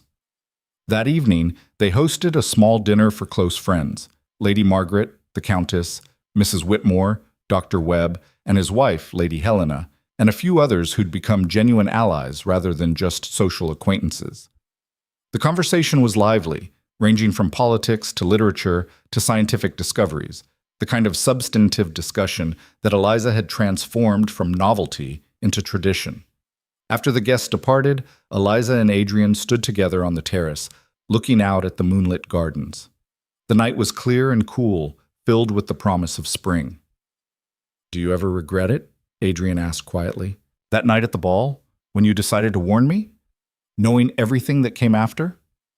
Eliza considered the question seriously. The scandal, the threats, the fear, the desperate fight for survival, it had been brutal. But it had also led here, to this moment, to this life she was building. "No, I don't regret it, because staying silent would have been safer, but it wouldn't have been right. And everything I have now, everything we've built, came from choosing truth over safety. Even us? Especially us." She turned to face him, and in the moonlight she could see the same affection in his expression that she felt blooming in her own chest. "We started as a transaction, but we've become something better, something real." He pulled her closer, and she went willingly into his arms. "I love you, Eliza Vale. I don't know when exactly it happened, but it's true." The words wrapped around her heart like a promise. "I love you too. Even though you're impossibly serious and sometimes infuriatingly proper, and have terrible timing for personal revelations." He laughed, the sound warm and genuine. "Are you saying standing on a moonlit terrace isn't romantic enough for declarations of love?" "I'm saying you could have mentioned this earlier, like maybe before I spent weeks convinced this was just a strategic partnership." "Would you have believed me if I'd said it earlier?" "Probably not," she admitted. "I would have thought you were just being kind. Then I chose my moment perfectly." He kissed her then, gentle and certain, and Eliza felt the last piece of her guarded heart unlock and surrender. When they separated, she rested her head against his chest and listened to the steady beat of his heart. "What happens now?" "Now we live. We build our programs, we host our salons, we drive the traditionalists mad with our unconventional approaches. We raise children who understand that courage matters more than title, and that truth is worth fighting for even when it's difficult." That sounds perfect. It sounds complicated. The best things usually are. They stood together in the moonlight, two people who'd been forced together by scandal and survival, who'd fought their way through hostility and danger, and who'd emerged as partners in every sense of the word. Eliza thought about the woman she'd been just months ago, invisible, careful, always at the edges. That woman was gone, transformed by fire and battle into someone new. Someone who'd learned that being noticed was terrifying but necessary. That speaking truth required courage but created change. That survival sometimes meant fighting, and fighting sometimes meant winning. She'd destroyed an engagement, married a duke, defeated one of the most powerful families in the kingdom, and built something meaningful from the ashes of scandal. She'd proven that the quiet voice could carry just as much power as the loud one, that observation could be transformed into strategy, that the woman no one noticed could change everything. The capital still gossiped about her, still analyzed her choices, still wondered at the rapid transformation from nobody to duchess. But the whispers had changed. They spoke now of the duchess who'd stood up to the Ashfords and won. The woman who'd turned Blackridge House into a center of intellectual and social innovation. The unlikely figure who'd proven that courage and integrity could triumph over wealth and influence. History would remember her, Eliza realized, not as the woman no one noticed, but as the woman who changed the game. And standing there in Adrian's arms, looking out at the life they were building together, she knew with perfect certainty that every impossible choice, every terrifying moment, every battle fought and won had been worth it. Because she hadn't just survived, she'd transformed. And that transformation had created ripples that would echo through society for years to come, changing not just her life, but the lives of countless others who would benefit from the program she established, the precedents she set, the example she provided. The woman no one noticed had become impossible to ignore, and she was just getting started.